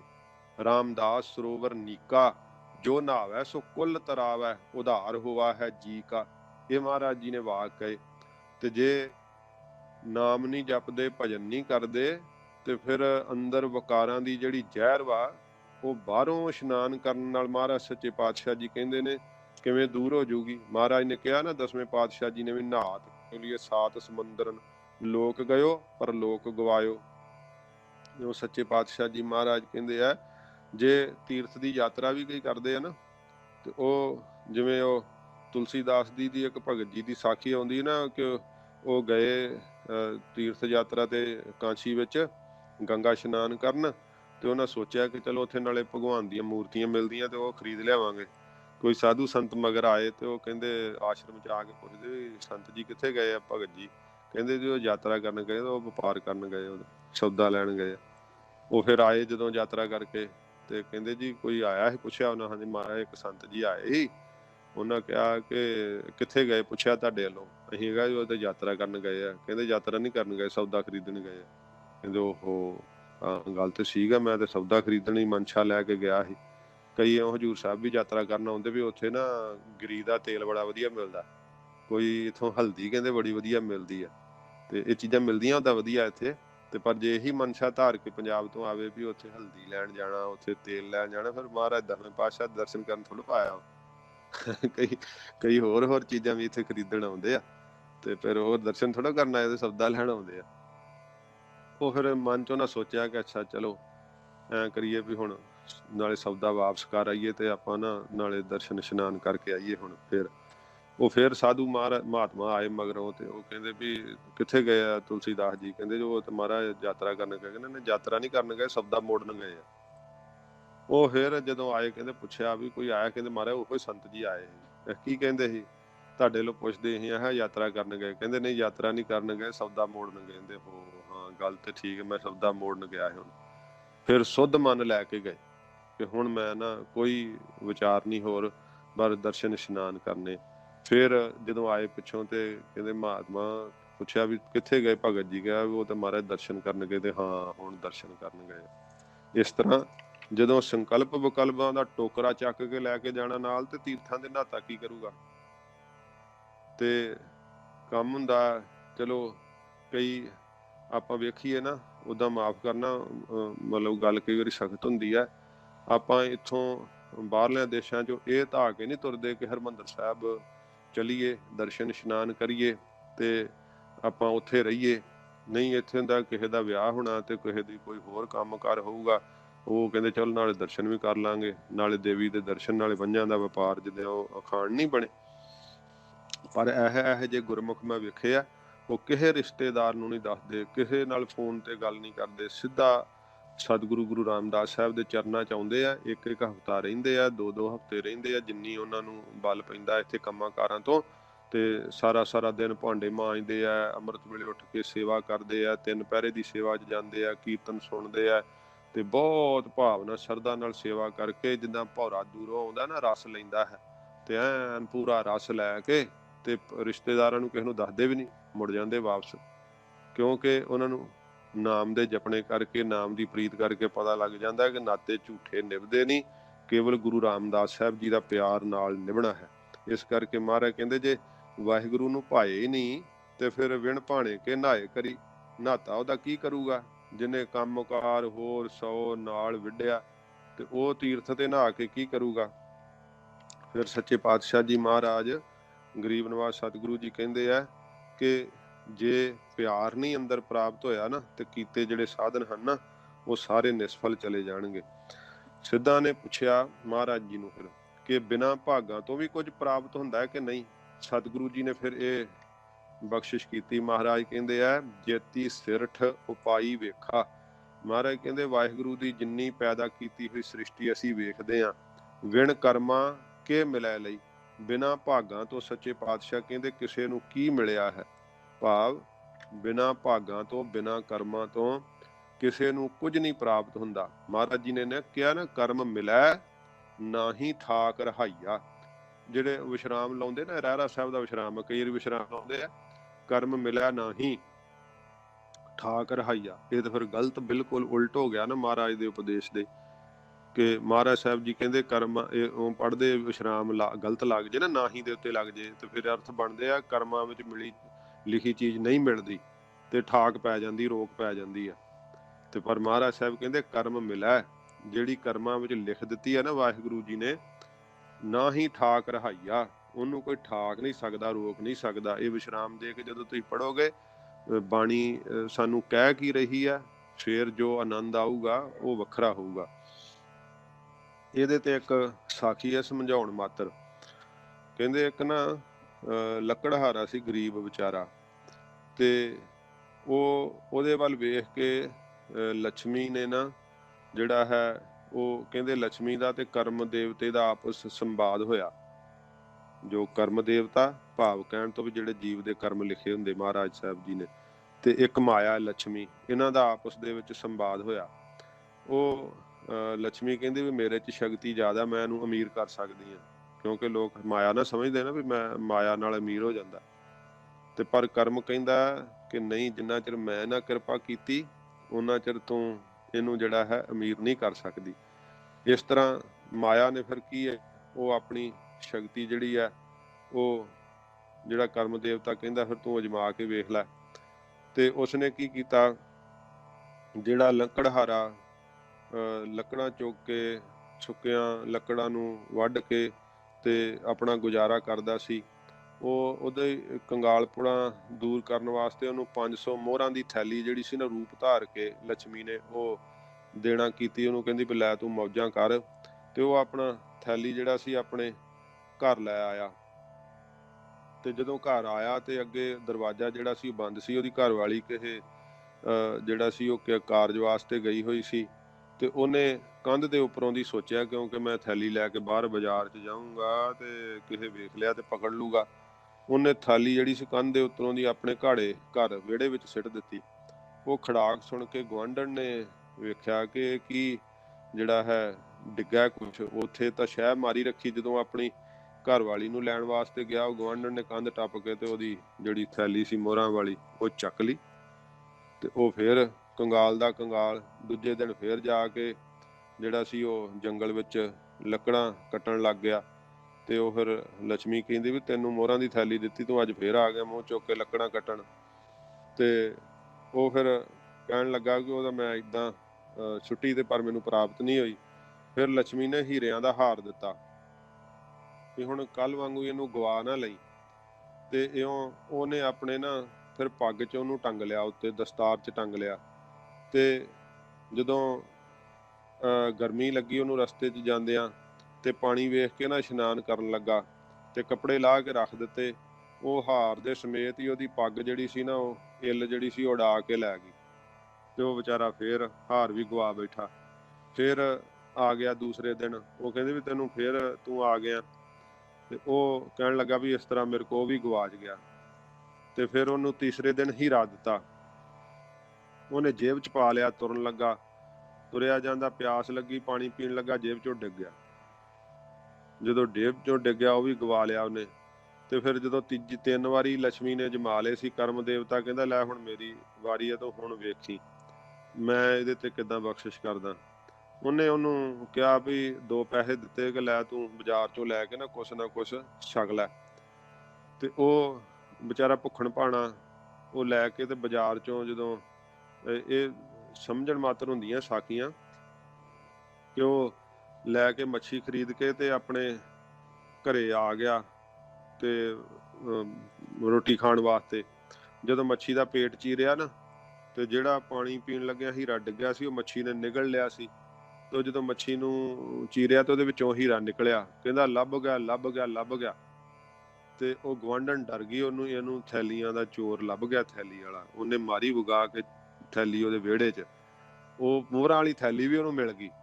ਤੇ ਫਿਰ ਘਰ ਵਾਲੀ ਕਹਿੰਦੀ ਵੀ ਮੈਂ ਤਿਆਰੀ ਕਰਦੀ, ਤੂੰ ਲੱਕੜਾਂ ਲੈ ਆ। ਉਹ ਫਿਰ ਲੱਕੜਾਂ ਲੈਣ ਗਿਆ ਤੇ ਸੁੱਕੀਆਂ ਲੱਕੜਾਂ ਲੈਣ ਵਾਸਤੇ ਇੱਕ ਰੁੱਖ ਤੇ ਚੜਿਆ। ਉੱਥੇ ਇੱਲ ਦਾ ਆਲਣਾ ਸੀ। ਜਦੋਂ ਉੱਥੇ ਚੜਿਆ ਤੇ ਉਹ ਪੱਗ ਸਮੇਤ ਹੀਰਿਆਂ ਦਾ ਹਾਰ ਵੀ ਲੱਭ ਗਿਆ। ਤਿੰਨੇ ਚੀਜ਼ਾਂ ਮਿਲ ਗਈਆਂ ਜਦੋਂ ਕਰਮ ਦੇਵਤੇ ਨੇ ਉਹਦੇ ਤੇ ਰਹਿਮਤ ਕੀਤੀ। ਇਹ ਦਾਤ ਦ੍ਰਿਸ਼ਟਾਂਤ ਸਮਝਣ ਮਾਤਰ ਸਾਖੀਆਂ ਹੁੰਦੀਆਂ। ਸੱਚੇ ਪਾਤਸ਼ਾਹ ਜੀ ਮਹਾਰਾਜ ਕਹਿੰਦੇ ਆ, ਜੋ ਕਰਮਾਂ ਵਿੱਚ ਵਾਹਿਗੁਰੂ ਜੀ ਨੇ ਲਿਖ ਦਿੱਤਾ ਨਾ, ਉਹ ਜਿੱਦਾਂ ਅੱਜ ਲੜੀਵਾਰ ਕਥਾ 'ਚ ਵੀ ਜ਼ਿਕਰ ਆ ਰਿਹਾ ਸੀ, ਜੋ ਕਿਛ ਪਾਇਆ ਸੋ ਏਕਾ ਵਾਰ। ਜੋ ਜੀਵ ਨੂੰ ਮਹਾਰਾਜ ਨੇ ਦਿੱਤਾ ਨੇ, ਇੱਕੇ ਵਾਰੀ ਉਹਦੇ ਮਸਤਕ ਦੇ ਉੱਤੇ ਲਿਖ ਦਿੱਤਾ ਹੈ। ਪਰ ਰੱਬ ਦੇ ਅਨੁਸਾਰ ਇੰਨਾ ਚਿਰ ਜੀਏਗਾ, ਇੰਨਾ ਜਸ ਹੋਊ, ਇੰਨੀ ਵਡਿਆਈ ਹੋਊ, ਆਹ ਕੁਝ ਪ੍ਰਾਪਤ ਹੋਊਗਾ, ਇੰਨਾ ਨਰਾਦਰ ਹੋਊਗਾ, ਇੰਨੀ ਲਹਾਈ ਹੋਊਗੀ, ਇੰਨੀ ਚੜ੍ਹਾਈ ਹੋਊਗੀ, ਆਹ ਖਾਵੇਂਗਾ, ਇੰਨੇ ਨੇ ਰਿਸ਼ਤੇਦਾਰ ਬਣਨਗੇ। ਉਹ ਸਾਰਾ ਕੁਝ ਹੀ ਮਹਾਰਾਜ ਕਹਿੰਦੇ ਜੇਤੀ ਸਿਰਠ ਉਪਾਈ ਵੇਖਾਂ। ਜਿੰਨੀ ਵਾਹਿਗੁਰੂ ਦੀ ਪੈਦਾ ਕੀਤੀ ਹੋਈ ਸ੍ਰਿਸ਼ਟੀ ਅਸੀਂ ਵੇਖ ਰਹੇ ਹਾਂ, ਮਹਾਰਾਜ ਸੱਚੇ ਪਾਤਸ਼ਾਹ ਜੀ ਕਹਿੰਦੇ ਨੇ, ਸਿੱਧੋ ਬਿਨਾਂ ਕਰਮਾਂ ਤੋਂ ਕਿਸੇ ਨੂੰ ਕੀ ਮਿਲਿਆ ਹੈ? ਭਾਵ ਕੁਝ ਵੀ ਬਿਨਾਂ ਕਰਮਾਂ ਤੋਂ ਜਿਹੜਾ ਹੈ ਉਹ ਜੀਵ ਨੂੰ ਪ੍ਰਾਪਤ ਨਹੀਂ ਹੁੰਦਾ। ਵਾਹਿਗੁਰੂ ਜੀ ਨੇ ਜੋ ਕਰਮਾਂ ਵਿੱਚ, ਭਾਗਾਂ ਵਿੱਚ ਲਿਖ ਦਿੱਤਾ ਨਾ, ਉਹਦੇ ਨਾਲ ਸਤਿਗੁਰੂ ਪਾਤਸ਼ਾਹ ਜੀ ਮਹਾਰਾਜ ਕਹਿੰਦੇ ਨੇ ਸਭ ਕੁਝ ਜਿਹੜਾ ਨਾ ਉਹ ਪ੍ਰਾਪਤ ਹੁੰਦਾ ਹੈ। ਸਿੱਧਾਂ ਨੇ ਪੁੱਛਿਆ ਕਿ ਰਤਨ ਜਵਾਹਰ ਮਾਣਕ ਆਦਿਕ ਦਾ ਜਿਹੜਾ ਗਿਆਨ ਦੇ ਪਰਖ ਉਹ ਕਿਵੇਂ ਮਹਾਰਾਜ ਪ੍ਰਾਪਤ ਹੁੰਦੀ? ਅਸਲ ਵਿੱਚ ਰਤਨ ਜਵੇਹਰ ਮਾਣਕ ਕਿਹੜੇ ਆ? ਸਤਿਗੁਰੂ ਪਾਤਸ਼ਾਹ ਜੀ ਮਹਾਰਾਜ ਨੇ ਕਿਹਾ, ਮਤ ਵਿੱਚ ਰਤਨ ਜਵਾਹਰ ਮਾਣਕ। ਮਤ ਦੇ ਅੰਦਰ ਜਿਹੜਾ ਵਾਹਿਗੁਰੂ ਜੀ ਦੇ ਨਾਲ ਪਿਆਰ ਹੈ ਨਾ, ਇਹ ਪਿਆਰ ਰੂਪੀ ਰਤਨ ਹੈ। ਅਸਲ ਵਿੱਚ ਜਿਹੜਾ ਪਿਆਰ ਪ੍ਰਾਪਤ ਹੋ ਜਾਣਾ, ਜਿਸ ਨੂੰ ਪਾ ਕਰਕੇ ਰਤ ਨਾ ਹੋਰ ਕੋਈ ਰਤ ਪ੍ਰੀਤੀ ਨਹੀਂ ਰਹਿੰਦੀ ਹੈ, ਤੇ ਨਾਮ ਰੂਪੀ ਜਵਾਹਰ ਵੈ ਤੇ ਬੈਰਾਗ ਰੂਪੀ ਮਾਣਕ ਮੋਤੀ ਹੈ। ਇਹ ਸੱਚੇ ਪਾਤਸ਼ਾਹ ਜੀ ਮਹਾਰਾਜ ਕਹਿੰਦੇ ਭਾਈ ਪ੍ਰਾਪਤ ਹੁੰਦਾ ਹੈ। ਜਿਹੜੇ ਤੁਸੀਂ ਜਵਾਹਰ ਮਾਣਕ ਮੋਤੀ ਸਮਝਦੇ ਆ, ਕਿਉਂਕਿ ਸੰਸਾਰ ਦੇ ਅੰਦਰ ਹੀਰੇ ਜਵਾਹਰਾਤਾਂ ਦੀ ਬੜੀ ਜ਼ਿਆਦਾ ਕਦਰ ਕੀਤੀ ਜਾਂਦੀ ਹੈ। ਸੱਚੇ ਪਾਤਸ਼ਾਹ ਜੀ ਮਹਾਰਾਜ ਕਹਿੰਦੇ ਭਾਈ ਭਾਵੇਂ ਬਾਹਰੋਂ ਹੀਰੇ ਜਵਾਹਰਾਤ ਹੋਣ, ਜਿਹੜਾ ਕਿਸੇ ਨੇ ਸੋਨੇ ਦੇ ਹਾਰ ਪਾਏ, ਜਿਵੇਂ ਇਸਤਰੀਆਂ ਹਾਰ ਸ਼ਿੰਗਾਰ ਕਰਦੀਆਂ, ਕੰਨਾਂ 'ਚ ਸੋਨੇ ਦੇ ਕਾਂਟੇ ਪਾਏ ਆ, ਹੀਰਿਆਂ ਵਾਲੀਆਂ ਮੁੰਦਰੀਆਂ ਪਾਈਆਂ, ਬੜਾ ਸ਼ਿੰਗਾਰ ਕੀਤਾ, ਪਰ ਮੱਤ ਹੈ ਹੀ ਨਹੀਂ, ਅਕਲ ਹੋਵੇ ਹੀ ਨਾ, ਤੇ ਫਿਰ ਉਹ ਹੀਰੇ ਜਵਾਹਰਾਤ ਕੀ ਉਹਨੂੰ ਕਰਨਗੇ? ਪਰ ਜਿਹਦੇ ਕੋਲ ਚੰਗੀ ਆਤਮ ਵਿਸ਼ੈਣੀ ਮੱਤ ਵੈ, ਲਿਆਕਤ ਬੜੀ ਚੰਗੀ ਹੈ, ਸਮਝ ਬੜੀ ਚੰਗੀ ਹੈ, ਵਾਹਿਗੁਰੂ ਨਾਲ ਪਿਆਰ ਵੈ, ਤੇ ਬਾਹਰੋਂ ਭਾਵੇਂ ਉਹਨੇ ਗਹਿਣੇ ਨਹੀਂ ਪਾਏ ਹੋਏ, ਸਾਦਾ ਲਿਬਾਸ ਪਹਿਨਿਆ ਹੋਇਆ, ਉਹ ਸੋਹਣੇ ਲੱਗਦੇ, ਉਹ ਫੱਬਦੇ। ਕਿਉਂਕਿ ਸਤਿਗੁਰੂ ਜੀ ਨੇ ਕਿਹਾ, ਸੇਈ ਸੁੰਦਰ ਸੋਹਣੇ, ਸਾਧ ਸੰਗ ਜਿਨ ਬਹਿਣੇ। ਇਸ ਕਰਕੇ ਮਹਾਰਾਜ ਕਹਿੰਦੇ ਆ, ਮੱਤ ਵਿੱਚ ਰਤਨ ਜਵਾਹਰ ਮਾਣਕ। ਮੱਤ ਦੇ ਅੰਦਰ ਬਹੁਤ ਜ਼ਿਆਦਾ ਸੁੰਦਰ ਜਵਾਹਰਾਤ ਹਨ, ਰਤਨ ਹਨ, ਮਾਣਕ ਮੋਤੀ ਹਨ। ਇਹ ਜਦੋਂ ਗੁਰੂ ਸਾਹਿਬ ਕਿਰਪਾ ਕਰਦੇ ਆ ਨਾ, ਫਿਰ ਇਹ ਪ੍ਰਕਾਸ਼ ਦੇ, ਜਿਵੇਂ ਚਾਨਣ ਪੈਂਦਾ ਤੇ ਫਿਰ ਉਹ ਪ੍ਰਕਾਸ਼ ਦੇ ਨਾ ਹੀਰੇ ਜਵਾਹਰਾਤ, ਇਵੇਂ ਅੰਤਰ ਰਤਨ ਜਵੇਹਰ ਮਾਣਕ ਗੁਰ ਕਿਰਪਾ ਤੇ ਲੀਜੈ। ਇਹ ਗੁਰੂ ਸਾਹਿਬ ਦੀ ਕਿਰਪਾ ਨਾਲ ਪ੍ਰਾਪਤ ਹੁੰਦੇ ਆ, ਅੰਦਰ ਹੀ ਹੈ ਸਾਰਾ ਕੁਝ। ਗੁਰੂ ਉਪਦੇਸ਼ ਜਵਾਹਰ ਮਾਣਕ ਸੇਵੇ ਸਿੱਖ ਸੋ ਖੋਜ ਲਹੈ। ਗੁਰੂ ਜੀ ਦਾ ਉਪਦੇਸ਼ ਵੀ ਜਵਾਹਰ ਮਾਣਕਾਂ ਤੇ ਮੋਤੀਆਂ ਦੀ ਤਰ੍ਹਾਂ ਹੈ। ਇਸ ਤਰ੍ਹਾਂ ਸੱਚੇ ਪਾਤਸ਼ਾਹ ਜੀ ਮਹਾਰਾਜ ਦੀ ਜਿਹੜੇ ਸ਼ਰਧਾ ਨਾਲ ਸੇਵਾ ਕਰਦੇ ਆ, ਮਹਾਰਾਜ ਜੀ ਨਾਲ ਪਿਆਰ ਕਰਦੇ ਆ, ਉਹਨਾਂ ਦੀ ਮੱਤ ਦੇ ਅੰਦਰ ਹੀ ਇਹ ਅਮੋਲਕ ਰਤਨ ਤੇ ਜਵਾਹਰ ਮਾਣਕ ਮੋਤੀ ਇਹ ਜਿਹੜੇ ਪ੍ਰਗਟ ਹੋ ਜਾਂਦੇ ਆ। ਹੀਰਿਆਂ ਦੀਆਂ ਜਾਤੀਆਂ ਹਨ। ਜਵਾਹਰ ਹੁੰਦਾ ਜਿਹਦੇ ਜੌਹਰ ਵੇਖ ਕਰਕੇ ਮਨ ਮੋਹਿਆ ਜਾਵੇ, ਤੇ ਜਿਹੜਾ ਹੈ ਮਾਣਕ, ਜਿਹੜਾ ਮੋਤੀ, ਉਹਨੂੰ ਸੁੱਚਾ ਮੰਨਦੇ ਆ। ਤੇ ਰਤ ਨਾ ਜਿਹਨੂੰ ਵੇਖ ਕਰਕੇ ਕੋਈ ਹੋਰ ਰਤ ਪ੍ਰੀਤੀ ਨਾ ਰਹਿ ਜੇ, ਉਹਨੂੰ ਰਤਨ ਕਹਿੰਦੇ ਆ। ਇਸ ਤਰ੍ਹਾਂ ਸੱਚੇ ਪਾਤਸ਼ਾਹ ਜੀ ਕਹਿੰਦੇ ਮੱਤ ਦੇ ਅੰਦਰ ਇਹ ਸਾਰੀਆਂ ਚੀਜ਼ਾਂ ਪ੍ਰਕਾਸ਼ ਆਉਂਦੀਆਂ। ਕਦੋਂ? ਜੇ ਇੱਕ ਗੁਰ ਕੀ ਸਿੱਖ ਸੁਣੀ। ਜੇ ਇੱਕ ਵਾਹਿਗੁਰੂ ਜੀ ਦੀ ਸਿੱਖਿਆ ਗੁਰੂ ਜੀ ਦੁਆਰਾ ਸੁਣੀਏ, ਪਰਮੇਸ਼ਰ ਦੀ ਪ੍ਰਾਪਤੀ ਕਿਵੇਂ ਹੁੰਦੀ ਹੈ।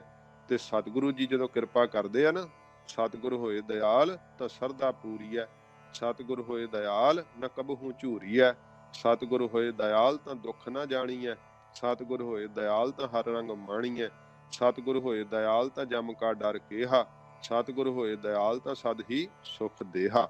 ਮਹਾਰਾਜ ਸਾਹਿਬ ਜੀ ਜਦੋਂ ਕਿਰਪਾ ਕਰਦੇ ਆ ਨਾ, ਇੱਕ ਸਿੱਖਿਆ ਜਦੋਂ ਬੁਝਾ ਦਿੰਦੇ ਆ, ਜਣਾ ਦਿੰਦੇ ਆ ਸੱਚੇ ਪਾਤਸ਼ਾਹ ਜੀ ਮਹਾਰਾਜ, ਜੇ ਗੁਰੂ ਸਾਹਿਬ ਦੀ ਸਿੱਖਿਆ ਨੂੰ ਪਿਆਰ ਲਾ ਕਰਕੇ ਸੁਣੇ, ਤੇ ਫਿਰ ਮੱਤ ਦੇ ਵਿੱਚੋਂ ਐਸੇ ਹੀਰੇ ਜਵਾਹਰਾਤ ਮੋਤੀ ਮਾਣਕ ਜਿਹੜੇ ਆ ਉਹ ਪ੍ਰਕਾਸ਼ ਆਉਂਦੇ ਆ।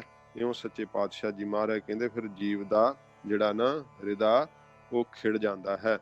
ਤੇ ਇਹ ਹਨ ਤਾਂ ਪ੍ਰਾਪਤ, ਪਰ ਜੀਵ ਪੂਰੇ ਗੁਰੂ ਜੀ ਦੀ ਜਦੋਂ ਸਿੱਖਿਆ ਨਹੀਂ ਸੁਣਦਾ ਤੇ ਉਹਦੀ ਫਿਰ ਹਾਲਤ ਹੁੰਦੀ ਹੈ, ਜਿਵੇਂ ਕਬੀਰ ਸਾਹਿਬ ਜੀ ਨੇ ਕਿਹਾ ਨਾ, ਮਾਰਗ ਮੋਤੀ ਬੀਥਰੈ अंधा निकस्यो आए, जोत बिना जगदीश की जगत उलंघे जाए।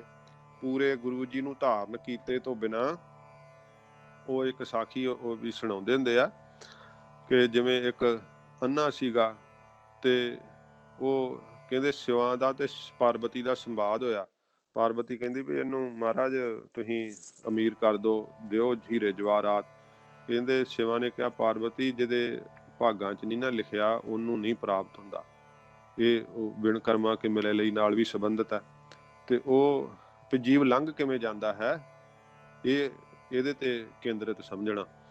ਉਹਦੇ ਸਿਵਾ ਨੇ ਰਾਹ 'ਚ ਹੀਰੇ ਮੋਤੀ ਜਵਾਹਰਾਤ ਵਿਛਾਤੇ ਤੇ ਉਹ ਜਦੋਂ ਤੁਰਿਆ ਜਾਵੇ ਕਿ ਉਹਨੂੰ ਪਾਰਵਤੀ ਨੂੰ ਸੀਗਾ ਕਿ ਹੁਣ ਇਹਨੂੰ ਵੇਖੇ ਤੇ ਵੇਖ ਕੇ ਲੈ ਲੂਗਾ। ਤੇ ਉਹਦੇ ਮਨ 'ਚ ਸੰਕਲਪ ਆਇਆ ਵੀ ਅੰਨੇ ਕਿੱਦਾਂ ਤੁਰਦੇ ਹੋਣਗੇ, ਬੜਾ ਔਖਾ ਹੁੰਦਾ ਹੋਣਾ ਉਹਨਾਂ ਨੂੰ ਤੁਰਦੇ ਹੋਊਗੇ। ਜਦੋਂ ਕਹਿੰਦਾ ਤੁਰ ਕੇ ਵੇਖੀ ਅੰਨਾ ਵਾਂਗੂ, ਅੱਖਾਂ ਬੰਦ ਕਰਕੇ ਤੇ ਤੁਰਨ ਲੱਗ ਪਿਆ। ਤੇ ਉਹ ਹੀਰੇ ਜਵਾਹਰਾਤ ਜਦੋਂ ਚੁੱਭਣ ਪੈਰਾਂ 'ਚ ਤੇ ਕਹਿੰਦਾ ਬੜੇ ਔਖੇ ਹੁੰਦੇ ਵੀ ਅੰਨੇ ਤੇ ਬੜੀਆਂ ਉਹਨਾਂ ਨੂੰ ਪੈਰਾਂ 'ਚ ਠੀਕਰੀਆਂ ਖੁੱਭਦੀਆਂ ਹੋਣੀਆਂ। ਤੇ ਜਦੋਂ ਫਿਰ ਲੰਘ ਆਇਆ ਤੇ ਅੱਖਾਂ ਖੋਲ ਲਈਆਂ, ਕਹਿੰਦਾ ਬੱਲੇ ਬੱਲੇ ਬੜਾ ਔਖਾ ਹੁੰਦਾ ਅੰਨਿਆਂ ਨੂੰ। ਤੇ ਇਉਂ ਉਹ ਦ੍ਰਿਸ਼ਟਾਂਤ ਦਿੱਤਾ, ਕਹਿੰਦੇ ਨੇ ਮਾਰਗ ਮੋਤੀ ਬੀਥਰੇ ਜਿਹੜੇ ਮਾਰਗ ਰਸਤਾ ਉਹਦੇ ਵਿੱਚ ਤਾਂ ਮੋਤੀ ਖਿਲਰੇ ਹੋਏ ਸੀ, ਪਰ ਅੰਨਾ ਅੱਖਾਂ ਤੋਂ ਮਤਲਬ ਪੀਹਣਾ ਹੋ ਗਿਆ, ਅੱਖਾਂ ਬੰਦ ਕਰ ਲਈਆਂ ਤੇ ਅੰਧਾ ਨਿਕਸਿਓ ਆਏ, ਉਹਨਾਂ ਥਾਂ ਹੀ ਲੰਘ ਆਇਆ। ਇਹ ਕੀ ਆ? ਮਨੁੱਖਾ ਜਨਮ, ਇਹ ਮਾਰਗ ਵਾ। ਮਨੁੱਖਾ ਜਨਮ ਦੇ ਅੰਦਰ ਮੋਤੀ ਕਿਹੜੇ ਆ? ਅੰਦਰ ਜਿਹੜੇ ਪਿਆਰ, ਬੈਰਾਗ ਤੇ ਨਾਮ ਦਾ ਰਤਨ ਤੇ ਸੁੱਚੀ ਵਿਚਾਰ, ਇਹ ਚੰਗੇ ਆਚਰਣ ਰੂਪੀ ਗੁਣਾ ਰੂਪੀ ਮੋਤੀ ਆ ਜਿਹੜੇ, ਇਹਨਾਂ ਨੂੰ ਮਨੁੱਖ ਪ੍ਰਾਪਤ ਕਰ ਸਕਦਾ ਜੇ ਇੱਕ ਗੁਰੂ ਜੀ ਦੀ ਸਿੱਖਿਆ ਨੂੰ ਸੁਣ ਲਵੇ ਤੇ। ਪਰ ਕੀ ਹੈ, ਗੁਰੂ ਜੀ ਦੀ ਸਿੱਖਿਆ ਵੱਲੋਂ ਅੰਨਾ ਹੋਇਆ ਰਹਿੰਦਾ, ਅੱਖਾਂ ਬੰਦ ਕਰ ਛੱਡਦਾ। ਕਈ ਇਉਂ ਹੀ ਸੋਚ ਕੇ ਅੱਖਾਂ ਜੇ ਬੱਚੀ ਦਾ ਵਿਆਹ ਕਰਾਂਗੇ, ਵੇਖੋ ਪਤਾ ਨਹੀਂ ਪਰਿਵਾਰ ਕਿਵੇਂ ਮਿਲੂਗਾ, ਵੇਖੋ ਜੀ ਭਚੰਗੀ ਦਾ ਵਿਆਹ ਕਰਾਂਗੇ, ਪਤਾ ਨਹੀਂ ਕੁੜੀ ਕਿਹੋ ਜਿਹੀ ਮਿਲੂਗੀ, ਫੇਰ ਅੰਮ੍ਰਿਤ ਛਕਾ ਲਾਂਗੇ। ਤੇ ਜਦੋਂ ਪਹਿਲਾਂ ਹੀ ਉਹੋ ਜਿਹੀ ਤਿਆਰੀ ਰੱਖੀਏ ਫਿਰ ਪਰਿਵਾਰ ਕਿੱਦਾਂ ਦਾ ਮਿਲੂਗਾ? ਇਸ ਕਰਕੇ ਗੁਰੂ ਸਾਹਿਬ ਜੀ ਦੀ ਸਿੱਖਿਆ ਨੂੰ ਆਪਣੇ ਮਨ ਦੇ ਅੰਦਰ ਧਾਰਨ ਕਰਨਾ ਚਾਹੀਦਾ, ਅੱਖਾਂ ਬੰਦ ਨਹੀਂ ਕਰਨੀਆਂ ਚਾਹੀਦੀ ਗੁਰੂ ਜੀ ਦੀ ਸਿੱਖਿਆ ਵੱਲੋਂ, ਕਿਉਂਕਿ ਗੁਰੂ ਜੀ ਦਾ ਉਪਦੇਸ਼ ਸੂਰਜ ਵਾ, ਪ੍ਰਕਾਸ਼ ਵਾ। ਤੇ ਜਦੋਂ ਗੁਰੂ ਸਾਹਿਬ ਜੀ ਦੇ ਉਪਦੇਸ਼ ਰੂਪੀ ਸੂਰਜ ਨੂੰ ਪ੍ਰਾਪਤ ਕਰਾਂਗੇ ਤੇ ਅੰਦਰ ਜਿਹੜੇ ਹੀਰੇ ਜਵਾਹਰਾਤ ਮੋਤੀ ਜਿਹੜੇ ਉਹ ਪ੍ਰਕਾਸ਼ ਆਉਣੇ। ਫਿਰ ਇਉਂ ਸੱਚੇ ਪਾਤਸ਼ਾਹ ਜੀ ਮਹਾਰਾਜ ਕਹਿੰਦੇ ਆ, ਸਿੱਧੋ ਮੱਤ ਵਿੱਚ ਰਤਨ ਜਵਾਹਰ ਮਾਣਕ, ਜੇ ਇੱਕ ਗੁਰ ਕੀ ਸਿੱਖ ਸੁਣੀ, ਜੇ ਗੁਰੂ ਸਾਹਿਬ ਦੀ ਸਿੱਖਿਆ ਸੁਣੀ ਜਾਵੇ, ਉਪਦੇਸ਼ ਨੂੰ ਸੁਣੇ ਪਿਆਰ ਲਾ ਕਰਕੇ, ਤੇ ਮੱਤ ਵਿੱਚੋਂ ਹੀ ਸ਼ੁਭ ਗੁਣਾ ਰੂਪੀ ਹੀਰੇ ਜਵਾਹਰਾਤ ਮੋਤੀ ਜਿਹੜੇ ਉਹ ਪ੍ਰਗਟ ਹੋ ਜਾਂਦੇ ਆ, ਜੀਵ ਵਾਹਿਗੁਰੂ ਦਾ ਸਰੂਪ ਹੋ ਨਿਬੜਦਾ ਹੈ। ਇਉਂ ਸੱਚੇ ਪਾਤਸ਼ਾਹ ਜੀ ਮਹਾਰਾਜ ਫਿਰ ਪੌੜੀ ਦੀ ਸਮਾਪਤੀ ਕਰਦੇ ਹੋਏ ਮਹਾਰਾਜ ਆਖਿਆ, ਗੁਰਾ ਇੱਕ ਦੇਹ ਬੁਝਾਈ। ਸਾਨੂੰ ਗੁਰੂ ਅਕਾਲ ਪੁਰਖ ਵਾਹਿਗੁਰੂ ਜੀ ਨੇ ਜਿਹੜੀ ਆ ਨਾ ਇੱਕ ਸਿੱਖਿਆ ਜਿਹੜੀ ਹੈ ਉਹ ਬੁਝਾ ਦਿੱਤੀ ਹੈ, ਜਣਾ ਦਿੱਤੀ ਹੈ। ਕੀ ਜਣਾ ਦਿੱਤੀ ਹੈ? ਕਿ ਸਭਨਾ ਜੀਆ ਕਾ ਇੱਕ ਦਾਤਾ, ਸਾਰਿਆਂ ਜੀਆਂ ਦਾ ਇੱਕੋ ਹੀ ਪਰਮੇਸ਼ਰ ਦਾਤਾ ਹੈ, ਸੋ ਮੈਂ ਵਿਸਰ ਨਾ ਜਾਈ। ਸੱਚੇ ਪਾਤਸ਼ਾਹ ਜੀ ਮਹਾਰਾਜ ਕਹਿੰਦੇ ਉਹ ਸਾਨੂੰ ਵਿਸਰ ਨਹੀਂ ਜਾਣਾ ਚਾਹੀਦਾ, ਭੁੱਲ ਨਹੀਂ ਜਾਣਾ ਚਾਹੀਦਾ। ਸਿੱਧੋ ਉਸ ਵਾਹਿਗੁਰੂ ਨੂੰ ਸਾਨੂੰ ਚੇਤੇ ਕਰਨਾ ਚਾਹੀਦਾ। ਪਰਮੇਸ਼ਰ ਦੇ ਨਾਮ ਵਿੱਚ ਜੇ ਆਪਾਂ ਸੁਰਤ ਜੋੜਾਂਗੇ ਤਾਂ ਕਰਕੇ ਹੀ ਨਿਹਾਲ ਹੋਵਾਂਗੇ, ਕਿਉਂਕਿ ਸਾਰੀਆਂ ਦਾਤਾਂ ਦੇਣ ਦੇ ਉਹ ਸਮਰੱਥ ਹੈ ਵਾਹਿਗੁਰੂ, ਉਹ ਸਦਾ ਰਹਿਣ ਵਾਲਾ ਹੈ, ਸਦਾ ਸਲਾਮਤ ਹੈ। ਇਸ ਕਰਕੇ ਸੱਚੇ ਪਾਤਸ਼ਾਹ ਜੀ ਮਹਾਰਾਜ ਨੇ ਕਿਹਾ ਕਿ ਸਿੱਧੋ ਤੀਰਥਾਂ ਤੇ ਨਹਾਉਣ ਕਰਕੇ ਜਿਹੜੀ ਆ ਮੁਕਤੀ ਨਹੀਂ, ਮੁਕਤੀ ਵਾਹਿਗੁਰੂ ਜੀ ਦੇ ਨਾਲ ਪਿਆਰ ਕਰਨ ਦੇ ਨਾਲ ਸਤਿਗੁਰੂ ਪਾਤਸ਼ਾਹ ਜੀ ਮਹਾਰਾਜ ਕਹਿੰਦੇ ਭਾਈ ਪ੍ਰਾਪਤ ਹੁੰਦੀ ਹੈ। ਜੀਵ ਦਾ ਮਨੁੱਖਾ ਜਨਮ ਜਿਹੜਾ ਉਹ ਸੌਰ ਜਾਂਦਾ, ਜੀਵ ਨਿਹਾਲ ਹੋ ਜਾਂਦਾ ਹੈ। ਇਉਂ ਸੱਚੇ ਪਾਤਸ਼ਾਹ ਜੀ ਮਹਾਰਾਜ ਕਹਿੰਦੇ ਭਾਈ ਉਹਦਾ ਹਿਰਦਾ ਜਿਹੜਾ ਉਹ ਸਚਿਆਰ ਹੋ ਸਕਦਾ ਹੈ। ਜਿਹੜਾ ਹੈ ਤੀਰਥ ਤੇ ਜੇ ਆਪਾਂ ਸਰੀਰ ਕਰਕੇ ਇਸ਼ਨਾਨ ਕਰਦੇ ਆ ਤੇ ਮਨ ਕਰਕੇ ਗੁਰੂ ਜੀ ਦੇ ਸ਼ਬਦ ਨਾਲ ਜੁੜਦੇ ਆ, ਤੇ ਫਿਰ ਜਿਹੜੀ ਅੰਦਰੋਂ ਮੈਲ ਹੈ ਉਹ ਸ਼ਬਦ ਦੇ ਨਾਲ ਦੂਰ ਹੋ ਜਾਂਦੀ ਹੈ, ਬਾਹਰੋਂ ਸਵੱਛਤਾ ਇਸ਼ਨਾਨ ਨਾਲ ਪ੍ਰਾਪਤ ਹੋ ਜਾਂਦੀ ਹੈ। ਤਾਂ ਸੱਚੇ ਪਾਤਸ਼ਾਹ ਜੀ ਨੇ ਕਿਹਾ ਕਿ ਤੀਰਥ ਨਹਾਈਐ ਸੁਖ ਫਲ ਪਾਈਐ, ਮੈਲ ਨਾ ਲਾਗੈ ਕਾਈ। ਜੇ ਸਿੱਧੋ ਤੀਰਥ ਜਿਹੜਾ ਨਾ ਅੰਦਰਲਾ ਉਹਦੇ ਤੇ ਨਹਾਈਏ ਨਾ ਤੇ ਫਿਰ ਸੁਖ ਫਲ ਪ੍ਰਾਪਤ ਹੁੰਦਾ ਹੈ। ਜਿਸ ਕਰਕੇ ਕਿਸੇ ਪ੍ਰਕਾਰ ਦੀ ਵੀ ਮੈਲ ਜਿਹੜੀ ਹੈ ਨਾ ਉਹ ਨਹੀਂ ਲੱਗਦੀ। ਅਸਲ 'ਚ ਕੀ ਹੈ, ਮਹਾਰਾਜ ਨੇ ਕਿਹਾ ਸੰਸਾਰ ਰੋਗੀ ਨਾਮ ਦਾਰੂ, ਮੈਲ ਲਾਗੈ ਸੱਚ ਬਿਨਾ। ਜਿਹੜਾ ਸਾਰਾ ਸੰਸਾਰ ਹੈ ਨਾ, ਇਹ ਰੋਗੀ ਦੀ ਨਿਆਈ ਹੈ। ਸੱਚੇ ਪਾਤਸ਼ਾਹ ਜੀ ਕਹਿੰਦੇ ਨੇ, ਸੱਚ ਤੋਂ ਬਿਨਾ, ਸੱਚੇ ਨਾਮ ਤੋਂ ਬਿਨਾ ਜੀਆਂ ਦੇ ਹਿਰਦਿਆਂ ਨੂੰ ਮੈਲ ਲੱਗ ਰਹੀ ਹੈ। ਤੇ ਬਾਹਰੋਂ ਮਹਾਰਾਜ ਸੱਚੇ ਪਾਤਸ਼ਾਹ ਜੀ ਕਹਿੰਦੇ ਨੇ, ਜਿਹੜਾ ਉਹ ਨਹਾਉਣੇ ਕਰਕੇ ਜੀਵ ਨੂੰ ਸਦਗਤੀ ਨਹੀਂ ਪ੍ਰਾਪਤ ਹੋ ਸਕਦੀ। ਮੋਤੀ ਮਾਣਕ ਹੀਰਾ ਹਰ ਜਸ, ਗਾਵਤ ਮਨ ਤਨ ਭੀਨਾ ਹੈ। ਜਿਹੜਾ ਅਸਲ ਵਿੱਚ ਸੱਚੇ ਪਾਤਸ਼ਾਹ ਜੀ ਕਹਿੰਦੇ ਨੇ, ਜਿਹੜਾ ਨਾ ਹੀਰਾ ਜਵਾਹਰਾਤ, ਇਹ ਵਾਹਿਗੁਰੂ ਦਾ ਨਾਮ ਹੀ ਹੈ, ਜਿਹਨੂੰ ਗਾ ਕਰਕੇ ਜੀਵ ਦਾ ਮਨ ਵੀ ਅਤੇ ਤਨ ਵੀ ਭੀਨਾ ਭਿੱਜ ਜਾਂਦਾ ਹੈ। ਫਿਰ ਮਹਾਰਾਜ ਨੇ ਕਿਹਾ, ਰਤਨ ਜਵੇਹਰ ਲਾਲ ਹਰ ਨਾਮਾ, ਗੁਰ ਕਾਢ ਤਲੀ ਦਿਖਲਾਇਆ। ਗੁਰੂ ਸਾਹਿਬ ਜੀ ਕੱਢ ਕੇ ਤਲੀ ਦੇ ਉੱਤੇ ਹੱਥ ਰੱਖ ਕੇ, ਜਿਵੇਂ ਹੱਥ ਤੇ ਰੱਖ ਕੇ ਦਿਖਾ ਦੇਈਦਾ ਨਾ, ਇਵੇਂ ਸੱਚੇ ਪਾਤਸ਼ਾਹ ਜੀ ਜਿਹੜੇ ਸਾਡੀ ਮੱਤ ਦੇ ਅੰਦਰ ਨਾਮ ਰੂਪੀ ਹੀਰਾ ਹੈ ਨਾ, ਉਹ ਮਹਾਰਾਜ ਸੱਚੇ ਪਾਤਸ਼ਾਹ ਜੀ ਕੱਢ ਕੇ ਬਾਹਰ ਦਿਖਾਲ ਦਿੰਦੇ ਆ। ਉਹਨਾਂ ਦੇ ਚਿਹਰੇ ਵੀ ਸਰ ਸਬਜ਼ ਹੋ ਜਾਂਦੇ ਆ, ਉਹ ਨੇਤਰਾਂ 'ਚ ਨਾਮ ਦੀ ਖੁਮਾਰੀ ਆ ਜਾਂਦੀ ਹੈ। ਸੱਚੇ ਪਾਤਸ਼ਾਹ ਜੀ ਮਹਾਰਾਜ ਕਹਿੰਦੇ, ਹਿਰਦੇ ਦੇ ਅੰਦਰ, ਹਿਰਦੇ ਰੂਪੀ ਹਥੇਲੀ ਦੇ ਉੱਤੇ ਮਹਾਰਾਜ ਕੱਢ ਕੇ ਗੁਰੂ ਸਾਹਿਬ ਜੀ ਦਿਖਾਲ ਦਿੰਦੇ ਆ। ਇਸ ਕਰਕੇ ਇਸ ਜਿਹੜਾ ਹੈ ਭਾਵ ਨੂੰ ਸਮਝਣਾ, ਕਿਉਂਕਿ ਕਈ ਨਾਸਤਕ ਜਿਹੜੇ ਆ ਉਹ ਤੋੜਦੇ ਆ ਗੁਰੂ ਸਾਹਿਬ ਦੇ ਅਸਥਾਨਾਂ ਤੋਂ। ਇਸ ਕਰਕੇ ਮੈਂ ਥੋੜਾ ਜਿਹਾ ਉਸ ਪਾਸੇ ਨੂੰ ਜ਼ਿਕਰ ਕੀਤਾ। ਗੁਰੂ ਮਹਾਰਾਜ ਸੱਚੇ ਪਾਤਸ਼ਾਹ ਦੇ ਜਿਹੜੇ ਬਣਾਏ ਹੋਏ ਸਥਾਨ ਹੈ, ਉੱਥੇ ਵੱਡੀਆਂ ਨਾਮ ਦੀ ਮਹਿਮਾ ਹੈ। ਜੇ ਤਾਂ ਤੁਹਾਨੂੰ ਉੱਥੇ ਜਾ ਕਰਕੇ ਕੋਈ ਕਰਮਾਂ ਕਾਂਡਾਂ ਨਾਲ ਜੋੜੇ, ਕੋਈ ਸਰੀਰ ਦੇ ਦੇਹਾਂ ਨਾਲ ਜੋੜੇ, ਤੇ ਫਿਰ ਤਾਂ ਸਮਝੋ ਕਿ ਠੀਕ ਨਹੀਂ। ਜਦੋਂ ਉੱਥੇ ਨਿਰੋਲ ਗੁਰਬਾਣੀ ਦਾ ਉਪਦੇਸ਼ ਹੈ, ਹਰ ਵੇਲੇ ਹਰੀ ਜਸ ਹੋ ਰਿਹਾ, ਨਿਰੰਕਾਰ ਦੀ ਉਸਤਤ ਗਾਈ ਜਾ ਰਹੀ ਹੈ, ਤੇ ਉੱਥੇ ਸਤਸੰਗਤ ਹੈ। ਜਿੱਥੇ ਸਤਸੰਗਤ ਹੈ ਉੱਥੇ ਨਾਮ ਹੈ। ਇਸ ਕਰਕੇ ਆਪਣੇ ਅਸਥਾਨਾਂ ਦੀ ਯਾਤਰਾ ਜ਼ਰੂਰ ਕਰਨੀ ਚਾਹੀਦੀ ਹੈ, ਪਰ ਯਾਤਰਾ ਕਰਦਿਆਂ ਇਹ ਖਿਆਲ ਜ਼ਰੂਰ ਰੱਖਣਾ ਕਿ ਸਾਡੇ ਅੰਦਰ ਭਾਵ ਭਗਤੀ ਜ਼ਰੂਰ ਚਾਹੀਦੀ ਹੈ। ਅਸੀਂ ਤੀਰਥ ਤੇ ਇਸ਼ਨਾਨ ਕਰਨ ਵਾਸਤੇ ਆਏ ਹਾਂ ਕਿ ਜਾਂ ਵਪਾਰ ਕਰਨ ਵਾਸਤੇ ਆਏ ਹਾਂ? ਅਸੀਂ ਕੀ ਪ੍ਰਯੋਜਨ ਮਨ ਦਾ ਲੈ ਕਰਕੇ ਮਹਾਰਾਜ ਦੇ ਸਥਾਨ ਤੇ ਆਏ ਹਾਂ? ਗੱਲ ਉਹ ਪ੍ਰਯੋਜਨ ਦੀ ਮਹਾਰਾਜ ਸਾਹਿਬ ਨੇ ਕਹੀ ਹੈ। ਤੇ ਜੇ ਸਾਡਾ ਪ੍ਰਯੋਜਨ ਗਲਤ ਹੈ, ਹਾਂਜੀ, ਜਿੱਦਾਂ ਸ਼੍ਰੀ ਅਨੰਦਪੁਰ ਸਾਹਿਬ ਦਾ ਹੋਲਾ ਮਹੱਲਾ ਹੁਣ ਆਉਣਾ, ਤੇ ਉੱਥੇ ਚਾਅ ਨਾਲ ਆਓ ਤਾਂ ਜ਼ਰੂਰ, ਪਰ ਤਖਤ ਸ੍ਰੀ ਕੇਸਗੜ੍ਹ ਸਾਹਿਬ ਤੇ ਨਮਸਕਾਰ ਨਾ ਕਰੋ, ਲੰਗਰ ਹੀ ਛਕੀ ਜਾਓ। ਫਿਰ ਫਤਿਹਗੜ੍ਹ ਸਾਹਿਬ ਜੀ ਦਾ ਜੋੜ ਮੇਲਾ ਹੁੰਦਾ, ਤੇ ਉੱਥੇ ਜੋੜ ਮੇਲੇ ਤੇ ਜੇ ਪਤਾ ਹੀ ਨਹੀਂ ਤੇ ਕਹੇ ਸਭਾ 'ਚ ਜਾ ਕੇ ਆਏ ਆ, ਤੇ ਉੱਥੇ ਕੀ ਵਾਕਿਆ ਹੋਇਆ, ਇਤਿਹਾਸਕ ਘਟਨਾਵਾਂ ਕਿਹੜੀਆਂ ਹੋਈਆਂ, ਕਿਵੇਂ ਸਾਹਿਬਜ਼ਾਦਿਆਂ ਨੀਹਾਂ 'ਚ ਖਲੋ ਕੇ ਸ਼ਹਾਦਤ ਦਿੱਤੀ, ਮਾਤਾ ਗੁਜਰ ਕੌਰ ਜੀ ਦੀ ਸ਼ਹਾਦਤ ਕਿਹੋ ਜਿਹੀ ਲਾਸਾਨੀ ਸੀ, ਉਹ ਤਾਂ ਸਾਨੂੰ ਪਤਾ ਨਹੀਂ। ਤੇ ਲੰਗਰਾਂ ਦਾ ਪਤਾ ਸੀ ਵੀ ਲੱਡੂ ਕਿੱਥੇ ਬਣੇ ਤੇ ਮਠਿਆਈਆਂ ਕਿੱਥੇ ਬਣੀਆਂ, ਜਕਾਰੇ ਛੱਡਦੇ ਗਏ, ਜਕਾਰੇ ਛੱਡਦੇ ਘਰ ਨੂੰ ਆ ਗਏ। ਤੇ ਫਿਰ ਸਾਨੂੰ ਫਲ ਕਿਵੇਂ ਮਿਲੂਗਾ? ਜੇ ਸਾਹਿਬਜ਼ਾਦਿਆਂ ਦੀ ਲਾਸਾਨੀ ਕੁਰਬਾਨੀ ਨੂੰ ਯਾਦ ਕਰਕੇ ਰਾਤ ਜਾਗ ਕੇ ਉੱਥੇ ਭਜਨ ਨਾ ਕੀਤਾ, ਥੱਲੇ ਫਤਿਹਗੜ੍ਹ ਸਾਹਿਬ ਬਹਿ ਕੇ ਉਹਨਾਂ ਨੀਹਾਂ ਕੋਲ ਜਪਜੀ ਸਾਹਿਬ ਦੇ ਪਾਠ ਨਾ ਕੀਤੇ, ਮਨ 'ਚ ਬਰਾਗ ਨਾ ਆਇਆ, ਉਹ ਹੰਝੂ ਬਣ ਕੇ ਬਰਾਗ ਬਾਹਰ ਨਾ ਕਿਰਿਆ, ਸਾਹਿਬਜ਼ਾਦਿਆਂ ਦੀ ਸ਼ਹਾਦਤ ਨੂੰ ਯਾਦ ਨਾ ਕੀਤਾ ਕਿ ਇੰਨੀ ਛੋਟੀ ਉਮਰ 'ਚ ਮਹਾਰਾਜ ਦੇ ਸਾਹਿਬਜ਼ਾਦਿਆਂ ਨੇ ਧਰਮ ਤੋਂ ਆਪਾ ਵਾਰਿਆ, ਫਿਰ ਉੱਥੇ ਜਾਣ ਦਾ ਤੁਹਾਨੂੰ ਲਾਭ ਕੀ ਮਿਲੂਗਾ? ਇਸ ਕਰਕੇ ਇਹ ਮਹਾਨ ਸ਼ਹੀਦੀ ਅਸਥਾਨ ਜਿਹੜੇ ਆ, ਉਹ ਅੱਜ ਵੀ ਮਨੁੱਖਤਾ ਨੂੰ ਰਹਿਨੁਮਾਈ ਦੇ ਰਹੇ ਆ। ਅੱਜ ਵੀ ਸਾਰਿਆਂ ਦਾ ਜਿਹੜਾ ਨਾ ਉਹ ਮਾਰਗਦਰਸ਼ਨ ਕਰ ਰਹੇ ਆ। ਇਸ ਕਰਕੇ ਇਹਨਾਂ ਸਥਾਨਾਂ ਤੇ ਜ਼ਰੂਰ ਜਿਹੜਾ ਹੈ ਆਪਣਾ ਜ਼ਰੂਰ, ਜਿਹੜੇ ਉੱਥੋਂ ਦੇ ਵਾਸੀ ਉਹ ਜ਼ਰੂਰ ਜਾਣ, ਜਿਹੜੇ ਬਾਹਰਲੇ ਦੇਸ਼ਾਂ 'ਚ ਰਹਿੰਦੇ ਆ ਉਹ ਸਾਲ ਬਾਅਦ, ਤੇ ਉਹਨਾਂ ਸਥਾਨਾਂ ਦੇ ਉਨਿਆਂ ਦੇ ਦਰਸ਼ਨ ਕਰ ਲੈਣੇ ਜਿੰਨਿਆਂ ਦੇ ਆਰਾਮ ਨਾਲ ਕਰ ਸਕੋ। ਕਈ ਹੁੰਦਾ ਉਹ ਕਹਿੰਦੇ 4 ਸਾਲ ਬਾਅਦ ਆਏ ਆ ਜੀ, ਇੰਨੇ ਹੀ ਟੀਚਾ ਮਿੱਥਿਆ, ਇੰਨੇ ਸਥਾਨਾਂ ਦੇ ਦਰਸ਼ਨ ਕਰਨੇ ਹੀ ਕਰਨੇ ਆ। ਉਹ ਬੱਚਿਆਂ ਨੂੰ ਕੀ ਆ, ਹਫੜਾ ਦਫੜੀ ਪਾ ਛੱਡਦੇ ਆ ਤੇ ਨਮਸਕਾਰ ਕਰਦੇ ਆ, ਉਹ ਫੁੱਲੀਆਂ ਪ੍ਰਸ਼ਾਦ ਲਿਆ, ਪਰਿਕਰਮਾ ਕੀਤੀ, ਇੱਕ ਦਿਨ 'ਚ ਇੰਨੇ ਗੁਰਦੁਆਰੇ ਸਾਹਿਬ ਉਹ ਦਰਸ਼ਨ ਕਰ ਲੈਂਦੇ ਆ ਕਿ ਬੱਚਿਆਂ ਨੂੰ ਇਤਿਹਾਸ ਹੀ ਨਹੀਂ ਪਤਾ ਰਹਿੰਦਾ।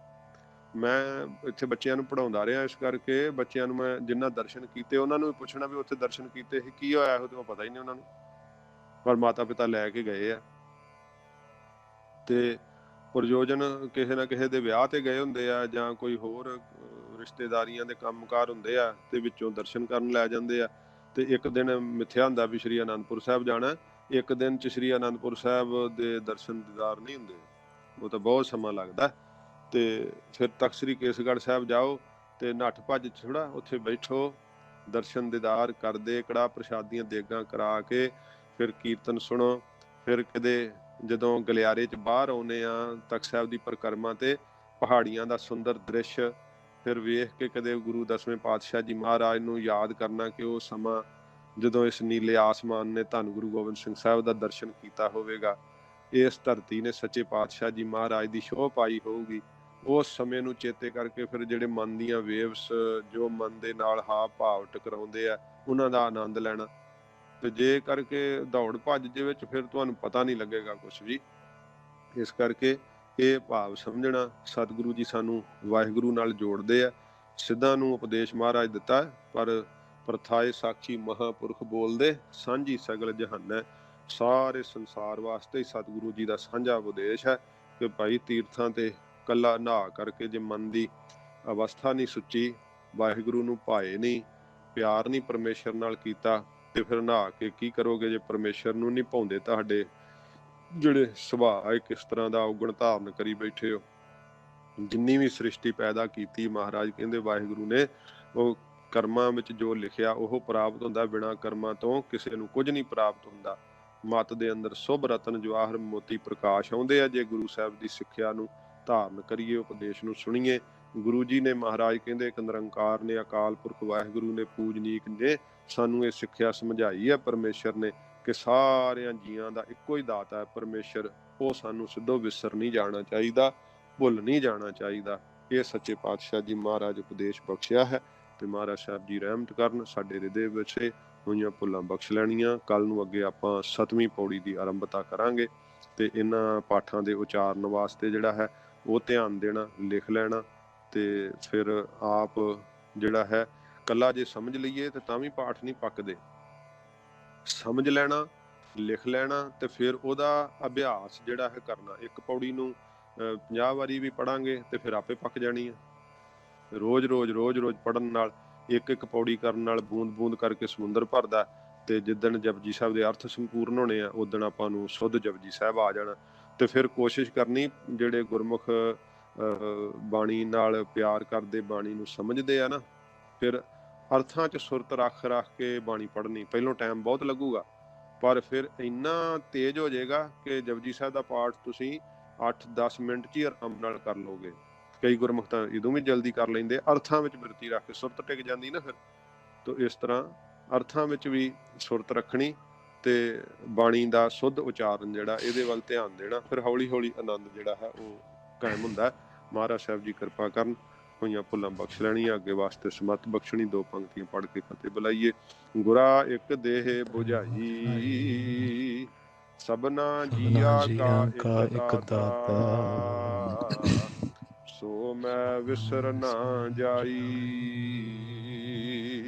ਵਾਹਿਗੁਰੂ ਜੀ ਕਾ ਖਾਲਸਾ, ਵਾਹਿਗੁਰੂ ਜੀ ਕੀ ਫਤਿਹ।